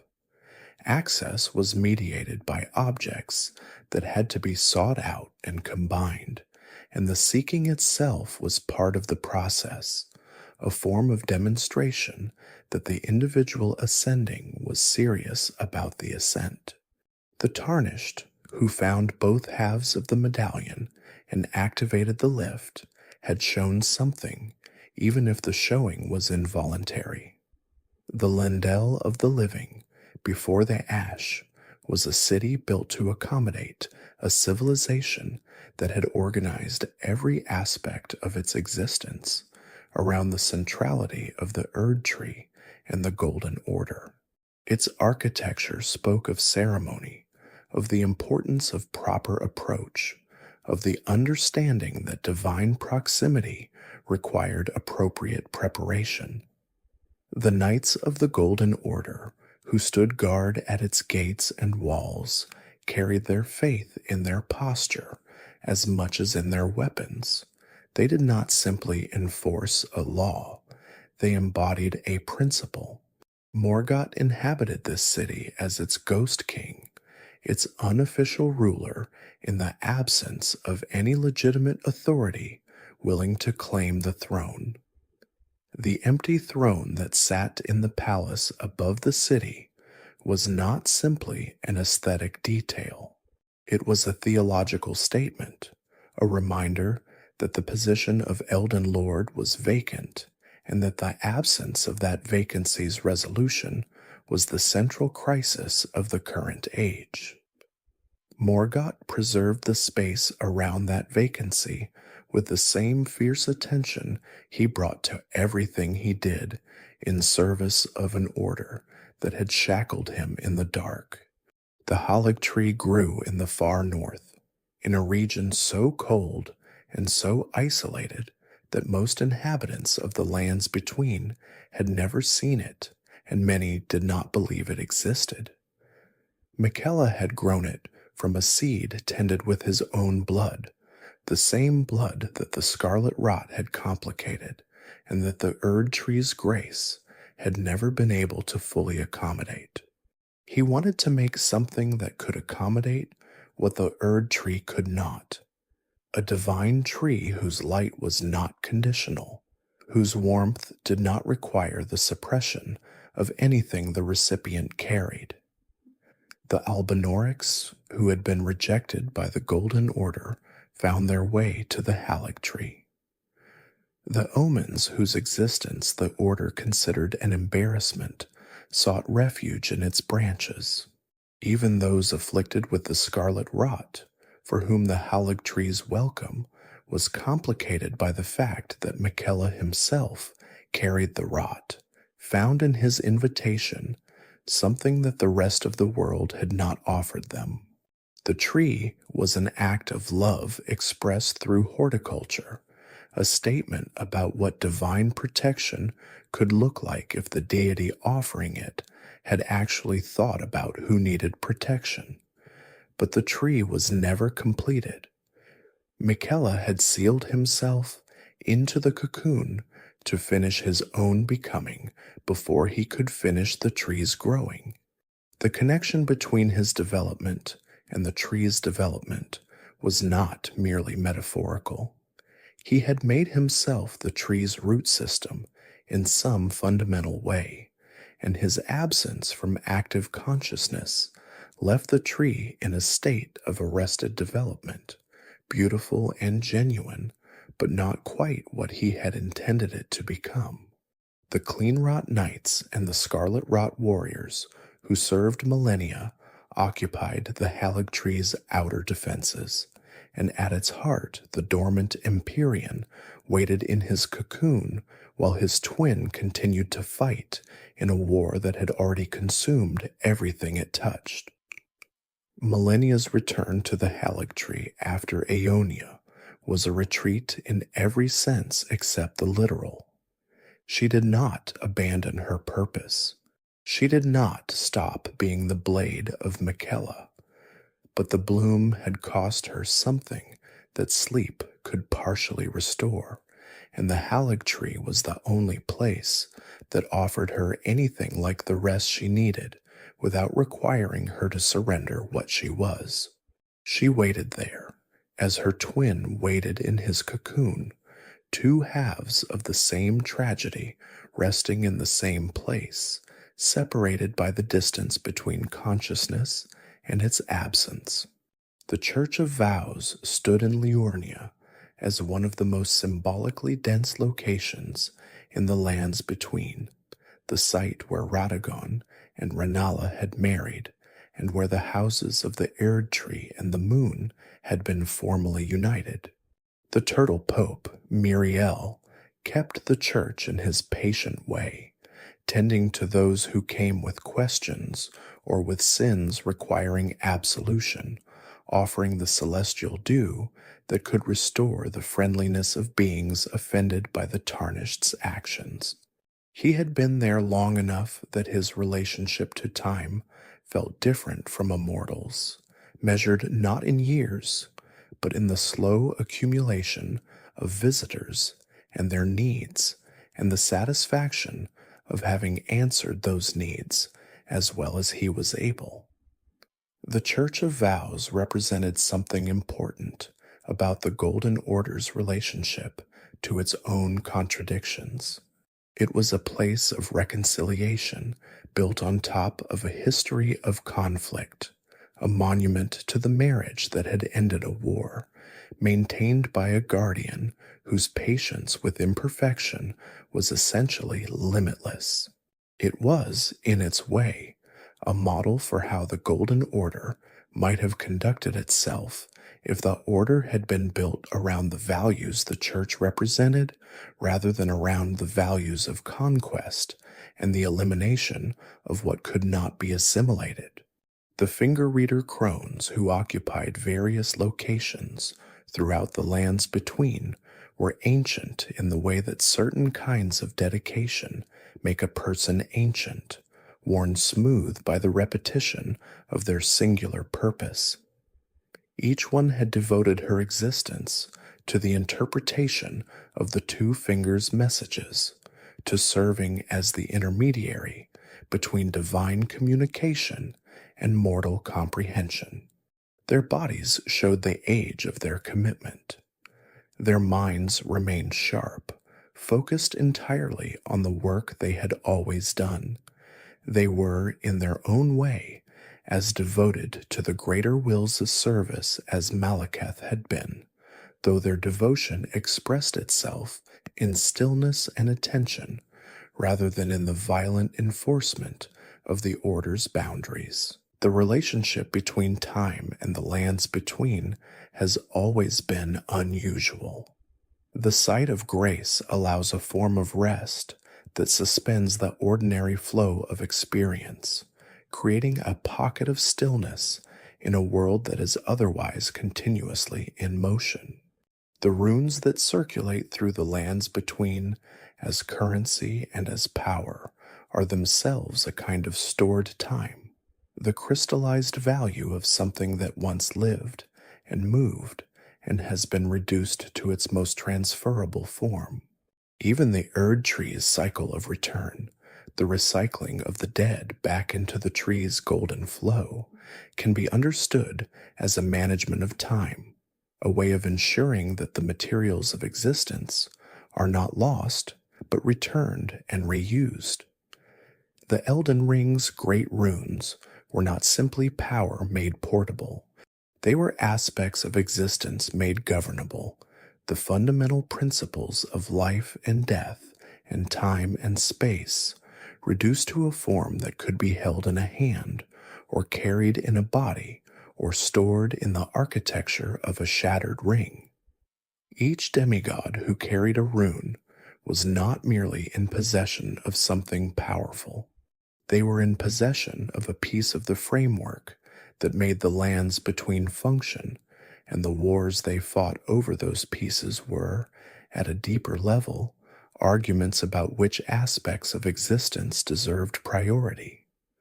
Godric's rune, the anchor ring, was associated with the golden lineage at its most foundational.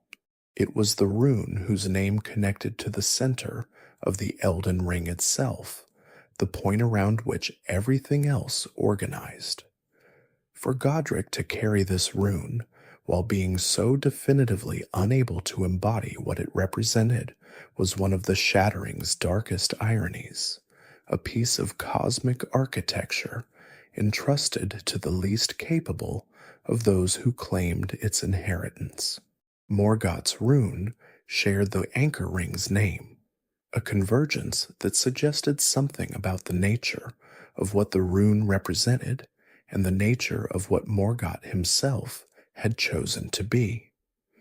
The Omen King who defended Landel was in his own way the most authentic heir to the golden lineage's core values, even if those values had rejected him from birth. He had chosen to anchor himself to what he believed in, regardless of what that belief cost him. The underground lake of the Erdtree's roots was a place of horror that the Golden Order had tried to make invisible. Godwyn's half-dead body had grown there, spreading through the root system, his malformed continuation pressing itself into the very infrastructure of the world's divine organization. The roots themselves had been changed by this contact, marked by the death root that spread from his particular kind of endurance, transformed from the Erdtree's mechanism of return and recycling into something darker and stranger that could produce only the halfway dead. The deep root depths held those who had chosen to follow Godwyn in some capacity, finding in his Prince of Death aspect something that the surface world could not offer them.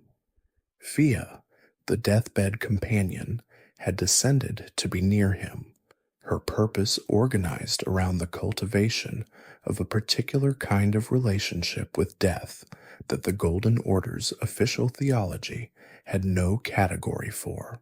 She carried within her embrace the mending rune of the Death Prince, a fragment of intention that represented a different possibility for what the Elden Ring's repair might look like.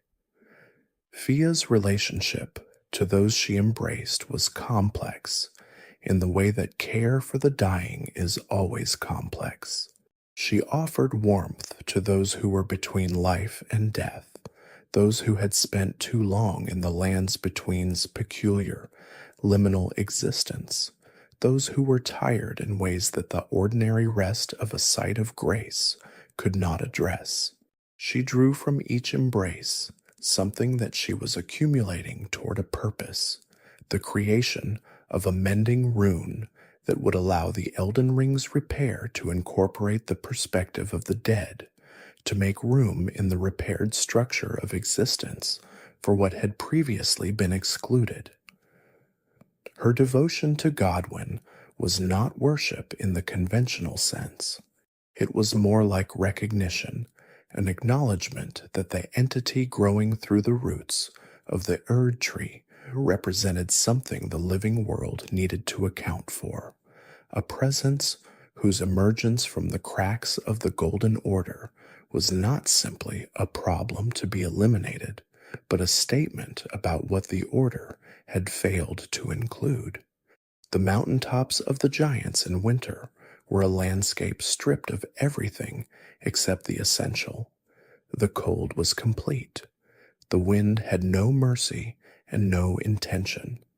The fires still burned, which was itself remarkable, because everything else in that high cold world seemed dedicated to demonstrating the impossibility of warmth's survival. The fire giant's flame endured not because it was comfortable in its environment, but because it was stubborn in the way that very old things are stubborn, the flame drawing on something older than cold, older than the war that had reduced its keeper to a wounded remnant of what the giants had been. The giant's eye had been taken in the war. This was the detail that most clearly marked the asymmetry between Godfrey's victory and the giant's defeat. A warrior's defeat in the field might be overcome. The taking of an eye is a different kind of diminishment, one that the body survives, but the self does not entirely. The giant who remained after the war was not the same being who had tended the fire before the war. He was the vessel for a curse and a function, carrying the flame because the flame had to be carried, and he was what remained, and the continuity of his existence across the centuries was not a triumph, but an endurance. The flame of the giants, as Malenia understood it, was the specific heat required to burn the Erdtree, not metaphorically required, but literally, technically required the way certain processes require certain temperatures and no substitution is adequate. The tree's composition was such that only a fire older than itself could consume it. The Erdtree had established itself as the supreme expression of order in the lands between, and the only thing capable of ending that expression was something that predated the order entirely. This was why the giant's defeat had to be incomplete. If the giants had been fully extinguished, if the final fire giant had died in the war rather than surviving to tend his diminished flame, the Erdtree would have been protected not by the greater will's arrangement, but by the simple absence of anything capable of threatening it. The preservation of the last giant, wounded and cursed and isolated, was either an oversight or an intention, and the lands between does not always distinguish between those two things cleanly. After everything, after the wars and the betrayals, and the night of assassination, and the shattering, and the return of the tarnished, and the journey through every region of a world that had been breaking for longer than most of its inhabitants had been alive, the question that remained was the oldest one. Who gets to decide what the world is for? The greater will had answered this question by sending a star and a beast and a ring and a queen. The answer it had given was orderly and luminous and warm in the particular way that certainty is warm, the warmth of a world that has been organized so that the chaos of mere possibility is held at bay by the structure of law. It was not a cruel answer in its intentions. The Erdtree had genuinely provided, had genuinely healed, had genuinely connected all living things in a network of relationship that made the isolated, purposeless existence of beings without grace seem impoverished by comparison. The Golden Order had made real things possible that would not have been possible without it. The problem was everything it made impossible. The Omen twins in their underground prison, the Nox people buried beneath the surface, the nomadic merchants whose faith was crushed so thoroughly that the crushing called forth the frenzied flame, the scarlet rot, and those who live in death, and the frenzied flame itself, each one an expression of something that the Golden Order's structure had no room for, pressed into extremity by the pressure of being excluded from the only form of recognition available in the lands between. Ronnie's answer was different from the greater will's answer in ways that were hard to articulate simply, because the difference was not primarily about policy or governance, but about the fundamental relationship between a world and the power that organizes it. She wanted a world that was organized by something other than an outer God's will. She wanted the governance to come from inside, to emerge from the nature of the world itself, rather than being imposed from the space between stars by a force that had decided it knew what order should look like before it had ever properly looked. Whether the age of stars fulfilled this intention is something the story leaves as a question rather than an answer. A new order beginning is not the same as no order. A different law replacing an old law is not the same as freedom from law. But the gesture towards something different, the acknowledgement that the greater will's vision was not the only possible vision, was itself significant. It said something important about the lands between's capacity for self-determination, for reaching toward a future that had not been pre-approved by the power that sent the first star. The very concept of a tarnished is interesting when examined carefully. The loss of grace, was a removal of something that the chosen carried, and what that removal did was not simply reduce them, it exposed them.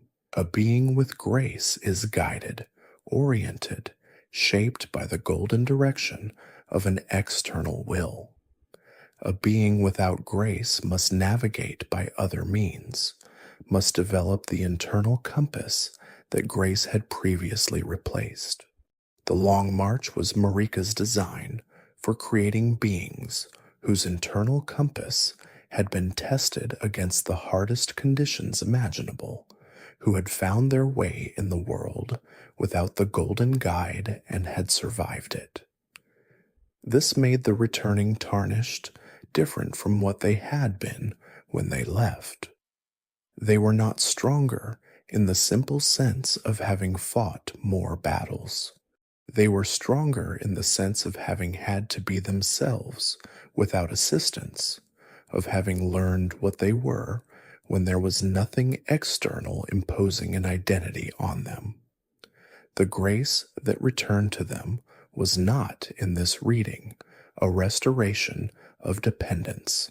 It was an invitation to use what they had become, to bring the person shaped by the long march to bear on the task of determining what the lands between would be next.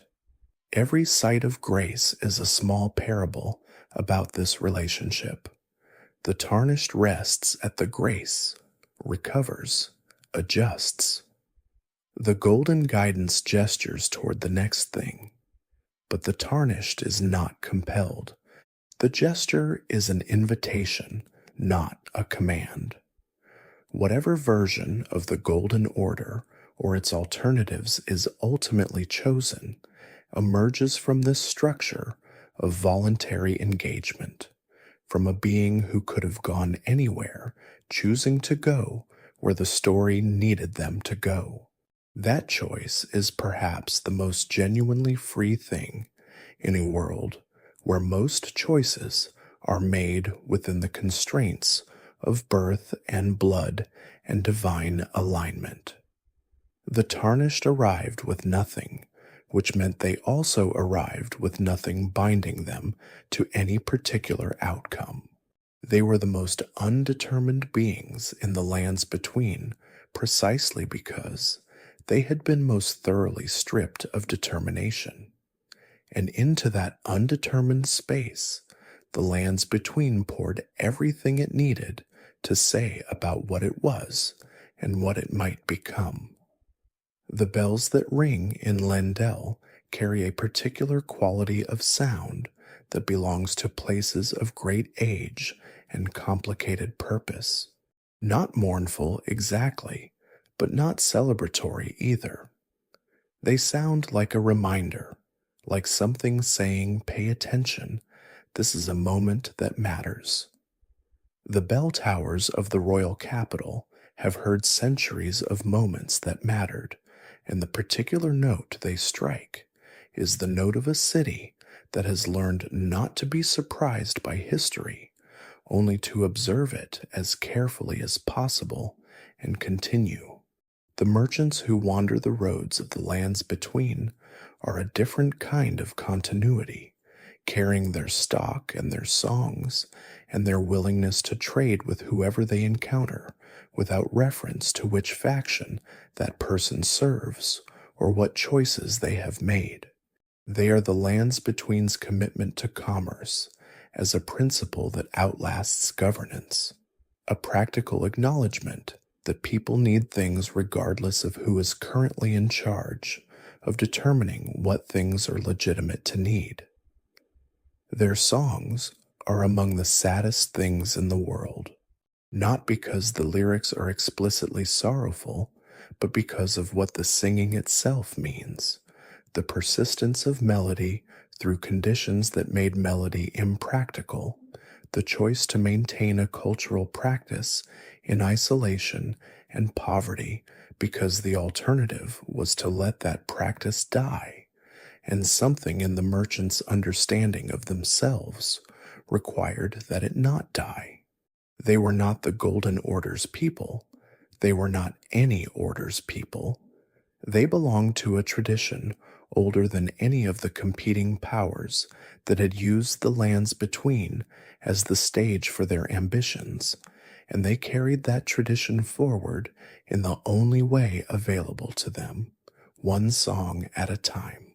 To have been the Elden Beast is to have been the most patiently devoted servant in a story full of devoted servants. It came from across the cosmos, carrying an assignment, and fulfilled that assignment completely, transforming itself into the very instrument of the order it was sent to establish, holding that form across all the years of the Golden Order's existence, and all the chaos of its shattering, and all the uncertainty of the Tarnished's return. It did not complain. It did not develop ambitions of its own. It was the embodiment of order because that was what it was, and what it was could not be set aside or questioned from within. The tragedy of the Elden Beast, if it can be called a tragedy, is the tragedy of complete alignment between a being and a purpose. It had no perspective on the Golden Order that existed outside the Golden Order, no vantage from which to evaluate whether what it was defending was worth defending. It simply defended because defending was its nature, because the assignment and the assignee had become indistinguishable. Whatever the greater will had sent it to do, it was still doing when the Tarnished arrived, still the final guardian of a system whose creator had shattered it, and whose continuation was no longer certain. And perhaps that persistence, that inability to do anything other than exactly what it had always been, is the clearest statement the lands between ever makes about the nature of order as such. Order does not evaluate itself. It maintains itself. It defends itself against the things that would change it, not because it has judged that the change is bad, but because changing is precisely what it is not. The Elden Beast was order, and order did not know how to not be what it was. This was its purpose and its limitation simultaneously, the completeness of its commitment and the completeness of its blindness, held in the same form, expressed in the same behavior, from its arrival in a golden star to its final confrontation at the heart of the tree. The night sky of the lands between, when it was visible at all through the Erdtree's perpetual glow, contained things that ordinary night skies do not. The stars held in place by Radagon were not simply lights. They were forces with trajectories and histories and relationships to the events of the lands between that went beyond the purely astronomical. When they moved again after his defeat, their movement had meaning. The star that fell to open Nokron was not simply a meteorite following the path that gravity had always intended for it. It was an event that had been waiting for its moment, held in suspension by Radagon's gravitational power and released when that power was finally overcome. This quality of the lands between's stars, their participation in the story rather than their mere decoration of the sky, speaks to something about the world that the Golden Order had always tried to contain within its framework of law and causality. The greater will had organized the lands between according to principles that assumed the world could be governed by rules. Regression and causality were those rules, and the ring was the mechanism of their enforcement. But the stars did not entirely cooperate with this governance. They moved according to trajectories that predated the ring's establishment, and that Radagon's military genius could temporarily override, but could not permanently alter. The moon that Rani chose as her symbol was perhaps the clearest statement available about the alternative to the Golden Order's relationship to the sky. The moon did not submit to being held in place. It moved according to its own cycles, illuminating without warming, revealing without asserting, present in the sky as a fact rather than as an authority. The lunar magic that Renala had built her academy around, and that Rani had inherited, operated by a different logic than the golden incantations of the Erdtree's faithful. It did not call on the greater will's power. It called on something older and colder and more willing to let things be what they were. The lands between taught its lessons through ruins.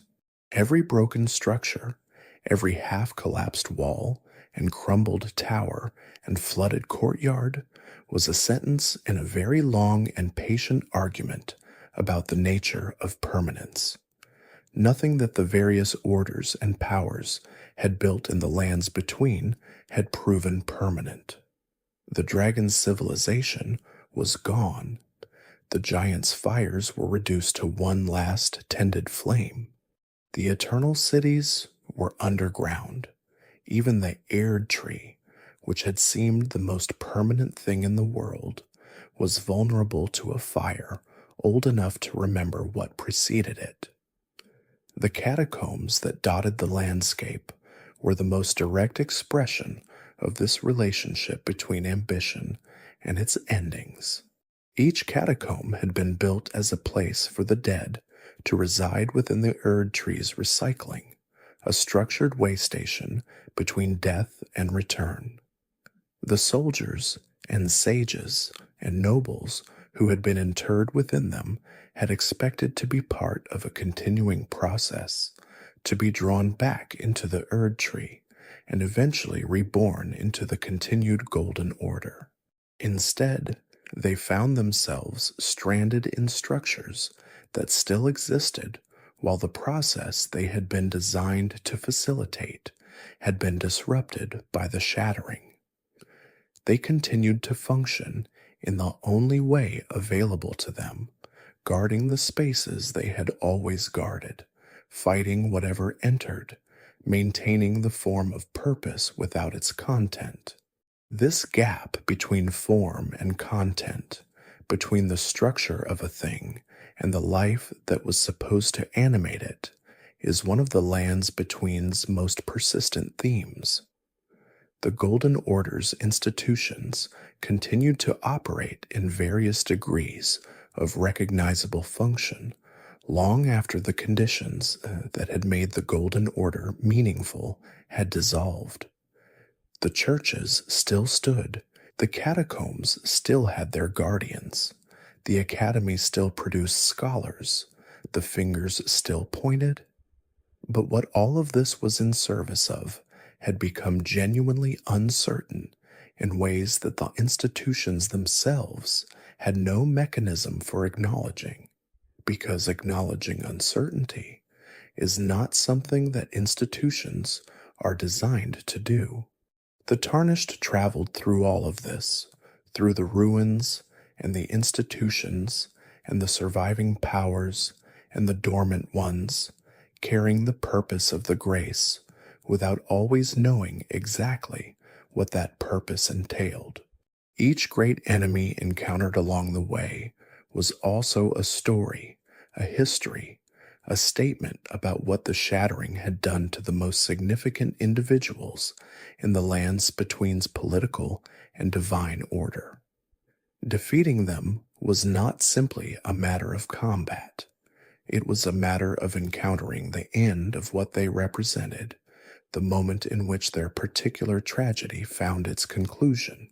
Godric's end was the conclusion of an ambition that had no foundation adequate to support it. He wanted to be part of a lineage that had discarded him, to stand among gods who had no interest in acknowledging what he had become. His final form, The enormous grafted accumulation of everything he had taken from others was simultaneously his greatest achievement and his most complete expression of inadequacy. A being who had tried to make himself larger than his limitations through the appropriation of other people's strength, and had succeeded only in making himself grotesque. Renala's encounter was different in its quality because she had not done anything wrong in any evaluable sense. She had loved Radagon, had been abandoned by him, had responded to that abandonment by retreating into a ritual that the shock of loss had made necessary. She was not a villain in the encounter. She was a person in the middle of a grief that had no end point, performing the only action that still connected her to the life she had understood before the life changed. Her defeat by the tarnished was not a moral judgment. It was an interruption, a forced pause in the ritual, and the Renala who remained after that pause was somehow gentler for it, freed from the particular urgency of a grief that had been pressing on her without relief. There are places in the lands between that exist at the edge of what can be understood through ordinary travel. The consecrated snowfield, reached only through the hidden half of a medallion that most seekers never assembled, lies beyond the mountain tops of the giants, in a perpetual white that softens every edge and swallows every sound. It is a landscape that seems designed to dissolve certainty, to take the sharp outlines of purpose and intention and blur them until the traveler must navigate by something other than vision.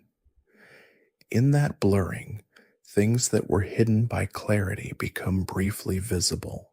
The Erdtree is accessed from the consecrated snowfield, which means that reaching Miquella's sanctuary required the prior experience of dissolution. One could not simply walk to the Erdtree from the world below. One had to pass through the white erasure of the snowfield, through a landscape that asked for everything a traveler used to orient themselves before it would show the way forward. This is perhaps the most honest requirement the lands between ever makes of its tarnished pilgrims. The things most worth finding are on the other side of not knowing where you are. Malenia waited at the heart of the Erdtree in a state that was not quite rest and not quite readiness. She had been diminished by Aeonia and by the long period of recovery that followed it.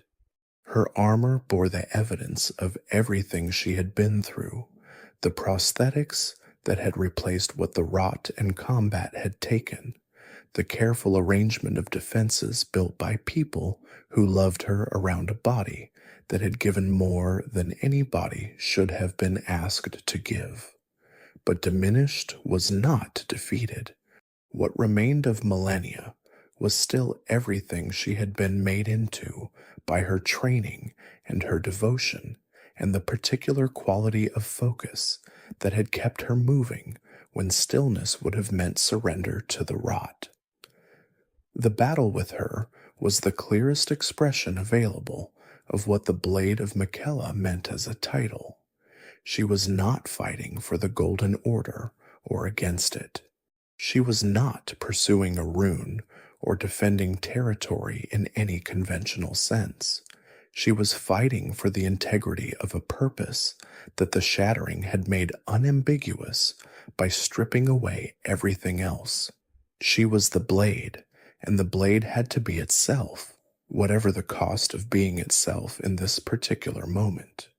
The Volcano Manor occupied a position in the lands between that was simultaneously a place and a philosophy.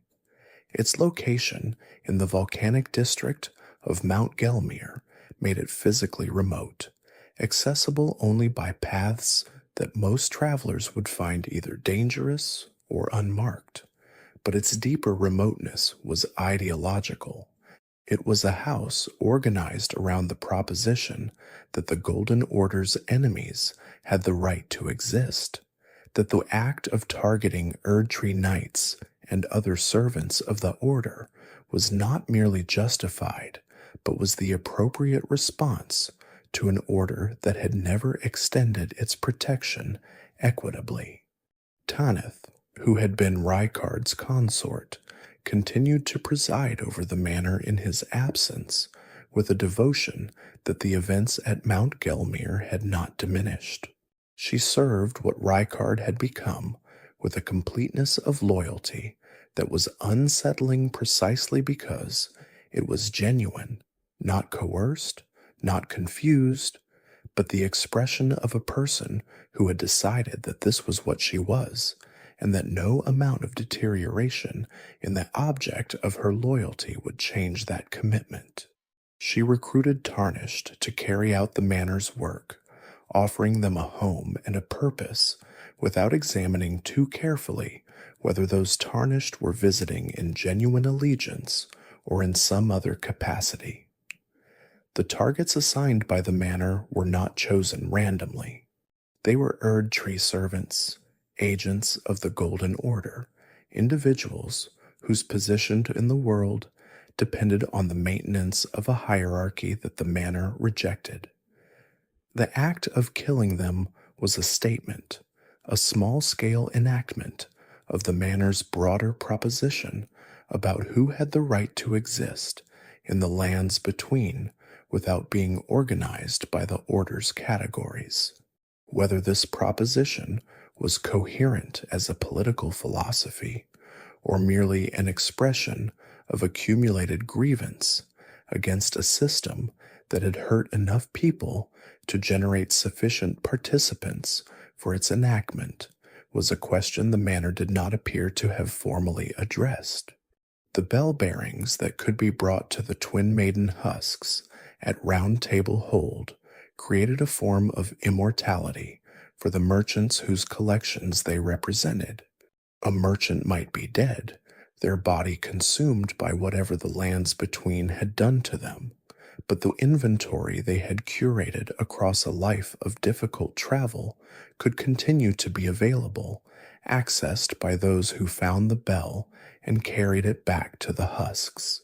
This was commerce as memory, the persistence of accumulated knowledge about what things were worth and what things were needed surviving the person who had held that knowledge. Round Table Hold itself was a place outside the ordinary geography of the lands between, accessed through the grace rather than through physical travel. Its existence as a gathering place for Tarnished suggested that whoever had designed the architecture of the Tarnished's return had anticipated the need for a space where those returning exiles could meet and share information without the ordinary constraints of distance and the hostility of a world that was not uniformly welcoming. The characters who populated it were each in their own state of waiting, oriented toward the Tarnished's journey without being able to participate in it directly. Roderika's progression from overwhelmed and broken survivor to spirit-tuning master was perhaps the most quietly hopeful arc available in the Hold's various storylines. It required nothing dramatic, no great battle or revelation or sacrifice. It required recognition of a gift, encouragement to develop it, and the availability of the right teacher. Hugh, the blacksmith bound to the Hold by an obligation he had not chosen, found in Roderika's development something that his own confinement had not extinguished in him: the satisfaction of a craft transmitted to someone who could receive it properly. The Hold, in this small way, was doing what sanctuaries are supposed to do, creating the conditions in which people could become more than what their circumstances had made of them. The carrion knight set that could be found in the lands between was not merely armor. It was the physical remnant of a tradition of excellence so carefully maintained that the armor itself seemed to carry the pride of the people who had worn it before.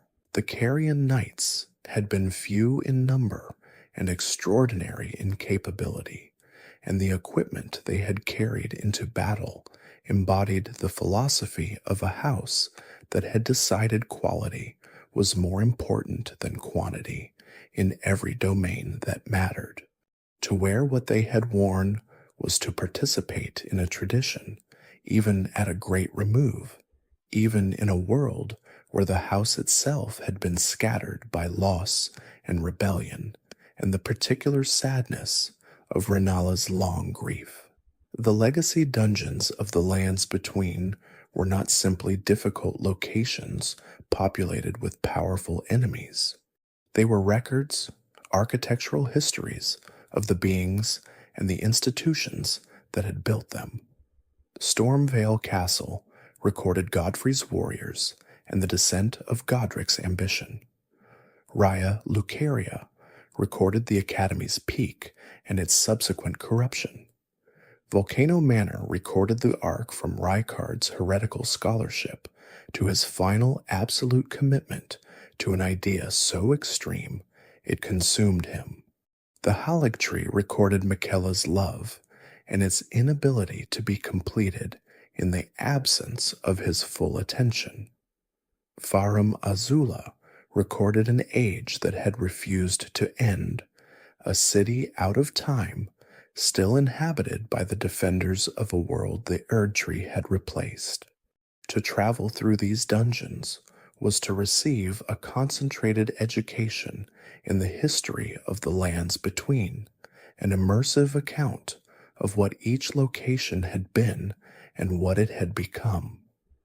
The enemies within them were not obstacles in the simple sense. They were custodians of a history, defenders of a meaning, expressions of what happens to a place when the center cannot hold and the periphery must decide independently what to do with that absence. Some defended loyally out of habit, some defended viciously out of despair, some had forgotten entirely what they were defending and continued through pure momentum. This variety was honest to what actually happens when the institutions that organized people's lives lose their ability to organize.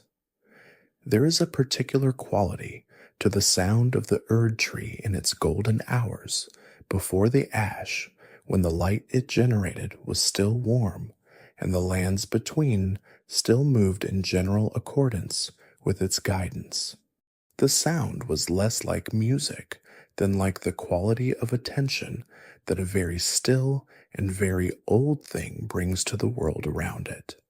Not speech, not signal, but presence expressed as the atmosphere. Those who had grown up under the Erdtree's light described its absence after the shattering not primarily as darkness, but as quiet, as the withdrawal of something they had not noticed precisely, because it had never been absent before. The Golden Order fundamentalists who maintained their faith through the shattering and its aftermath were not simply stubborn or deluded. They were holding on to the experience of that light as something real, as something that had genuinely existed and had genuinely been valuable, and refusing to accept that its corruption or its disruption meant it had never been what it seemed. Their theology had its flaws, as all theologies do when applied by institutions rather than lived by individuals. But underneath the institutional apparatus, there was a genuine experience of warmth and connection and meaning that the shattering had taken away, and their desire for its restoration was not unreasonable even when the means they employed were. The prophet class of tarnished, those who had received visions of the Erdtree's flame before the formal grace had been restored, occupied an interesting position in the story of return.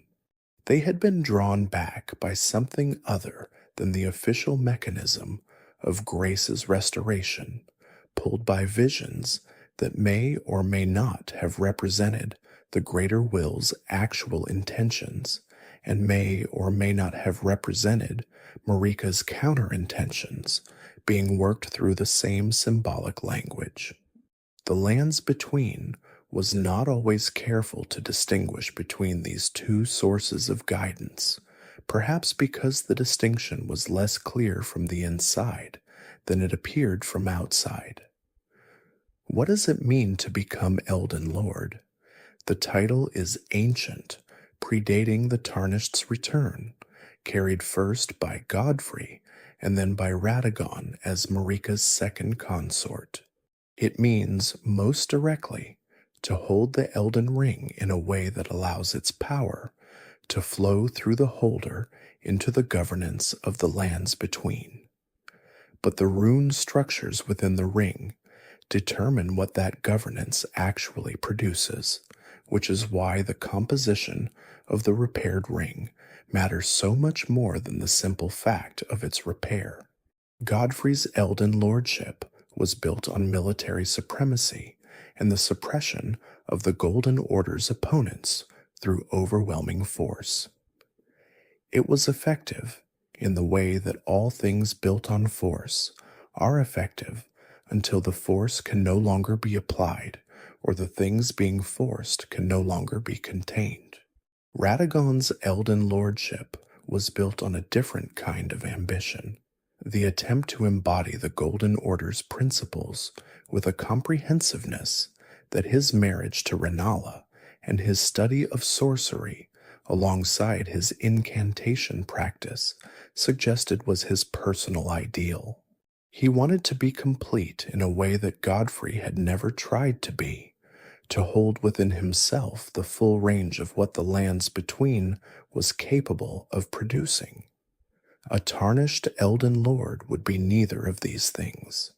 They would be something that the Golden Order had never intended to create, a ruler who had come through the long march and the return journey and the full traversal of a shattered world, whose understanding of the lands between was not inherited or divine, but built from direct experience of everything the world contained, including everything the Golden Order had decided was not worth containing. This is either exactly what the lands between needed, or exactly what the greater will feared, and the lands between seems to have arranged things so that those two possibilities are not easily distinguished from one another. The flowers of the Erdtree, golden and luminous, persist in the memory of the lands between, even as the tree itself enters its complicated relationship with ash and alteration. They are not merely decorative. They are expressions of the Erdtree's vitality at its peak, reminders of what the tree was in the fullness of its function, before the shattering introduced the possibility that the tree could be something other than permanent. The tarnished who gathers Erdtree flowers is gathering something that remembers the world as it was before it became the world as it is. The sacred tears found in ruined churches throughout the lands between carry a similar quality of preserved intention. They were produced by the grace that had once flowed through the Golden Order's religious infrastructure, crystallized expressions of the healing that the Order had offered its faithful. The churches that contained them were ruins in varying degrees, their congregations gone, their priests either scattered or transformed by the shattering's consequences, their walls holding the shape of a practice that had once gathered people under a common understanding of what was holy. To collect these tears and bring them to the flask that the tarnished carried was a kind of archaeological restoration, an act of recovering function from form, of finding in the remnants of what the order had been something still capable of serving the purpose for which it had been created. The order was broken. The churches were empty. The sacred tears still worked. This is perhaps the lands between's most practical theological statement, that the genuine good that passed through a system can outlast the system's integrity, that healing found in the ruins is still healing. The two fingers at Round Table Hold communicated through the dedicated finger reader who sat nearby, interpreting the gestures and positions of the divine digits into language that the tarnished could receive. The fingers themselves were ancient, older than the holds, older than the formal mechanism of grace that had been used to call the tarnished back. They had been pointing toward the same future for longer than any individual in the lands between could remember, and their patience with the process was as complete as their confidence in the direction they were indicating. When the two fingers were found in a state of crisis, corrupted by the influence of something that should not have been able to reach them, the nature of what they were became clearer by the evidence of their vulnerability. They were not invulnerable relics. They were beings of a particular kind, instruments of the greater will's communication that were subject to the same possibilities of contamination as anything else in a world where outer gods competed for influence, and the boundaries between one power's domain and another's were not always respected. The tarnished who discovered them in this state was encountering a fact about the greater will's governance that the order preferred not to advertise. The three fingers, in their location beneath the sewers beneath Landel, beneath the layers of civilization that the Golden Order had built and the shattering had disrupted, waited in a state that was the opposite of the two fingers' orientation toward restoration. They were oriented toward dissolution, and they communicated their offer not through the mediation of a finger reader, but through direct physical contact, an embrace that could not be undone once accepted. The frenzied flame entered those who received it completely, without reservation, without the possibility of partial commitment. This was not the flame being cruel. This was the flame being honest about what it was and what accepting it entailed. Millicent carried within her body a golden needle that Michaela had made, preserving her from the worst of what the scarlet rot would otherwise do to her. She was one of the figures who illustrated most clearly the gap between what the lands between could offer its most burdened inhabitants and what those inhabitants actually needed. She had received something extraordinary from an Empyrean who genuinely cared about the people his curse afflicted, and that extraordinary gift allowed her to function in ways the rot would otherwise prevent. But it did not cure her. It managed her condition while leaving the condition intact. Her quest was both personal and cosmic, connected to the broader story of Malenia and the scarlet rot, and the question of what could be done with an inheritance that could not be set aside. She carried within her something of Malenia's nature, a relationship to the rot that was biological rather than merely environmental, and the resolution of her story depended on what the tarnished chose to do at the moment when her situation reached its inevitable crisis. Different choices led to different outcomes, each of which said something different about what kind of ending the lands between was capable of for someone like her.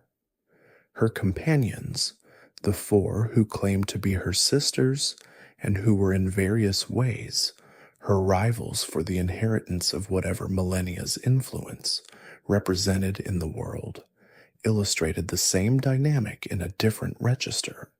They were each managing a similar condition with less grace than Millicent brought to it, each of them further along the rot's progression, each of them corresponding to a different stage in the process that Millicent was trying to forestall. To encounter them was to see Millicent's possible futures arrayed across the landscape of Caelid, a geography of what the rot could make of a person given sufficient time. The lands between kept faith with its fallen in ways that the Golden Order did not always acknowledge. The ghostly remains of warriors who had died in significant places left impressions in the landscape, traces of movements and postures that repeated themselves without awareness of the repetition. They were not haunting in any active sense. They were memories encoded in space, the world retaining something of what had happened within it because the happening had been significant enough to leave a mark that ordinary time could not fully erase. The painters whose art appeared throughout the world had captured aspects of the lands between that the painters themselves could no longer visit. Their paintings contained within them something of the places depicted, a connection between the image and the original that allowed a prepared tarnished to step from the painting into something close to the place the painting showed. This form of travel through art was one of the stranger offerings the lands between provided, a reminder that the relationship between representation and reality in this world was not entirely mediated. A painting was not merely a depiction, it was a kind of preservation, a way of holding a place within the image so that the image could return a person to the place. The imp ashes, the spirit ashes of all kinds that could be found throughout the lands between, were the closest thing available to a record of the individuals who had left them. Not a biographical record, not a history of the choices that person had made or the life they had lived. A record of their fighting style, their habits of motion and aggression, the particular way they had learned to express themselves in combat. This was not a trivial record. In a world where so much had been lost and so much of what remained was ambiguous, the specificity of a fighting style was a form of identity that endured when other forms did not. There are small things in the lands between that deserve their own meditation, things that do not belong to the main arc of God and ring and shattered order, but that carry their own weight, that illuminate something about the world's texture that the larger story can only gesture toward. The cookbooks found throughout the world are among these small things, records of culinary knowledge maintained by characters whose primary identities were defined by combat and survival, evidence that the people who built and inhabited the lands between had preferences and pleasures and the desire to eat well even in the middle of wars that remade the sky. There is something very human in this, something that the game protects from irony by presenting it simply without comment as a fact about the world. The perfume bottles, the herbal remedies, the crafting materials gathered from the environments of each distinct region, all of these spoke to a world whose ordinary life had continued alongside its extraordinary drama. The people of the lands between had cooked and healed and built and traded through all of it, through the wars and the shattering and the spread of deathroot and the emergence of the frenzied flame. Ordinary life has a persistence that the history of great events tends to obscure, and the lands between honored that persistence by making the evidence of it useful to the tarnished who traveled through. The Golden Order Principia, the texts that had circulated within the intellectual culture of the Golden Order, represented the order at its most aspirational, the attempt to articulate through careful language the principles by which the world was supposed to operate. These were not simply theological documents. They were political documents, attempts to make legible the logic that justified the order's authority and the authority of those who served it. To read them was to understand how a system of power explains itself to itself, the story it tells about its own legitimacy, which is always somewhat different from the story that those subjected to that power would tell. The tomes held by the scholars and sorcerers throughout the lands between contained knowledge that predated the Golden Order's establishment, accumulated by traditions whose relationship to the order ranged from alignment to resistance to simple indifference. The primeval current that certain glintstone sorcerers pursued was older than the Erdtree's light, a flow of knowledge and power that the stars had seeded into the world before any organized system had claimed the right to define what knowledge was legitimate.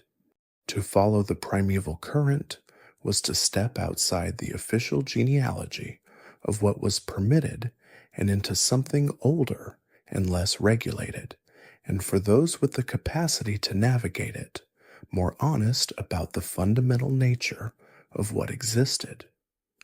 The eternal cities had their own relationship with stars that paralleled and preceded Rani's understanding. The Nox had studied the stars before the Golden Order decided that some forms of celestial study constituted a threat, and their burial underground did not end their research, but redirected it, channeling it through the underground channels available to a people who could no longer look up. The false stars they hung in their cavern ceilings were not just aesthetic choices. They were maintenance of a practice, a way of keeping the observational habits of a culture alive when the primary object of that observation had been removed from their access. The silver tear creatures that inhabited Nokron were another expression of the eternal city's relationship to the stars, beings composed of a material that came from the sky, that carried within their liquid silver form the capacity to mirror anything they encountered. They were not malicious. They were responsive, reflective, shaped by the principle that to understand something was to take its form. The Nox had built guardians for their underground civilization from the celestial material they had accumulated through their stellar research, creating beings that defended through mimicry rather than through predetermined combat form. The Astel creatures, the natural born of the void that could be encountered in the deepest underground reaches, were something more disturbing than the silver tears. They came from the space between stars, from the void that the stars inhabited but did not fill, and their presence in the lands between suggested that the relationship between the world and the sky was more permeable than the Golden Order's organization of celestial governance had implied. Things could fall through the gap between stars and arrive in the world below, bringing with them qualities that the world had not anticipated and could not easily categorize. The relationship between the tarnished and their spectral steed Torrent deserves a moment of attention. Torrent was not simply a horse, though the category of horse is the most available approximation for what he was. He had been given to the tarnished by a previous owner, the nature of whose relationship to the lands between remains only partially legible. The bond between Torrent and the Tarnished was established through a small golden keepsake, a whistle that summoned him, and through the act of that summoning, something more than a practical transportation arrangement was created. Torrent seemed to understand where the Tarnished was going, not in the sense of knowing the route, but in the sense of comprehending the journey's nature, of being oriented toward the same destination through whatever equivalent of attention horses express. He could not follow into every space the Tarnished entered. The interiors of buildings and dungeons were generally closed to him, spaces defined by a human architecture that his particular form could not navigate. But the open world of the lands between, the vast landscape of its surface and its elevated plateaus and its shattered cliffs, was his territory, and moving through it with him was different from moving through it alone. The speed he provided was significant. The feeling of his presence was something else, harder to articulate, connected to the experience of having a companion who asked nothing and expected nothing, but who was genuinely there in the way that things which are not pretending to be present are there. The sights of grace were the other constant companion of the journey. Each one was a place of genuine rest in a world that offered very little of that quality, a location where the accumulating weight of everything encountered could be set down temporarily, where the body could be whole again, and the inventory could be organized, and the map could be reviewed, and the next direction could be considered without the immediate pressure of whatever was trying to end the journey. They were small shrines to the possibility of continuation, and the grace that lit them was the grace that was still, despite everything, attending to the Tarnished's progress. The weapons of the lands between told stories that their item descriptions only partially captured. The golden halberd carried by the tree sentinels expressed the Golden Order's understanding of divine authority through the weight and reach and ceremonial quality of the weapon itself, a form that said something about the Order's relationship to intimidation and grandeur that the Order's theology did not explicitly state. The grafted blade greatsword, assembled from the remains of the countless weapons that had been brought to Godric and incorporated into his collection, carried within its composition the history of every conflict whose weapons had ended up in Stormvale, every battle that had been fought and lost in territory that Godric claimed as his own. The Moonveil, the katana associated with glintstone sorcery that had been developed in Caelid before the Scarlet Rot remade the region, was a weapon that tried to hold two traditions simultaneously: the martial precision of a blade that had been refined through centuries of development, alongside the intellectual tradition of sorcery that the lands between's scholars had spent equal centuries developing. The attempt to combine them produced something that was distinctly itself, not fully belonging to either tradition, but informed by both, which is the quality that the best hybridizations of incompatible things sometimes produce. The Elden Ring's great runes, once removed from the demigods who held them and taken to the appropriate divine towers to be restored, became available for the Tarnished to equip. Each rune changed something about the Tarnished who carried it, expressing through the alteration the particular quality of existence that the rune had governed when it was still part of the Elden Ring's intact structure. To carry Malenia's rune was to carry her particular relationship to healing and harm. the capacity for restoration that was tied to the same biological process as her most destructive expression. To carry Radagon's rune was to carry his relationship to the attributes that constituted a warrior's capability, the broad enhancement of everything that made combat a viable option.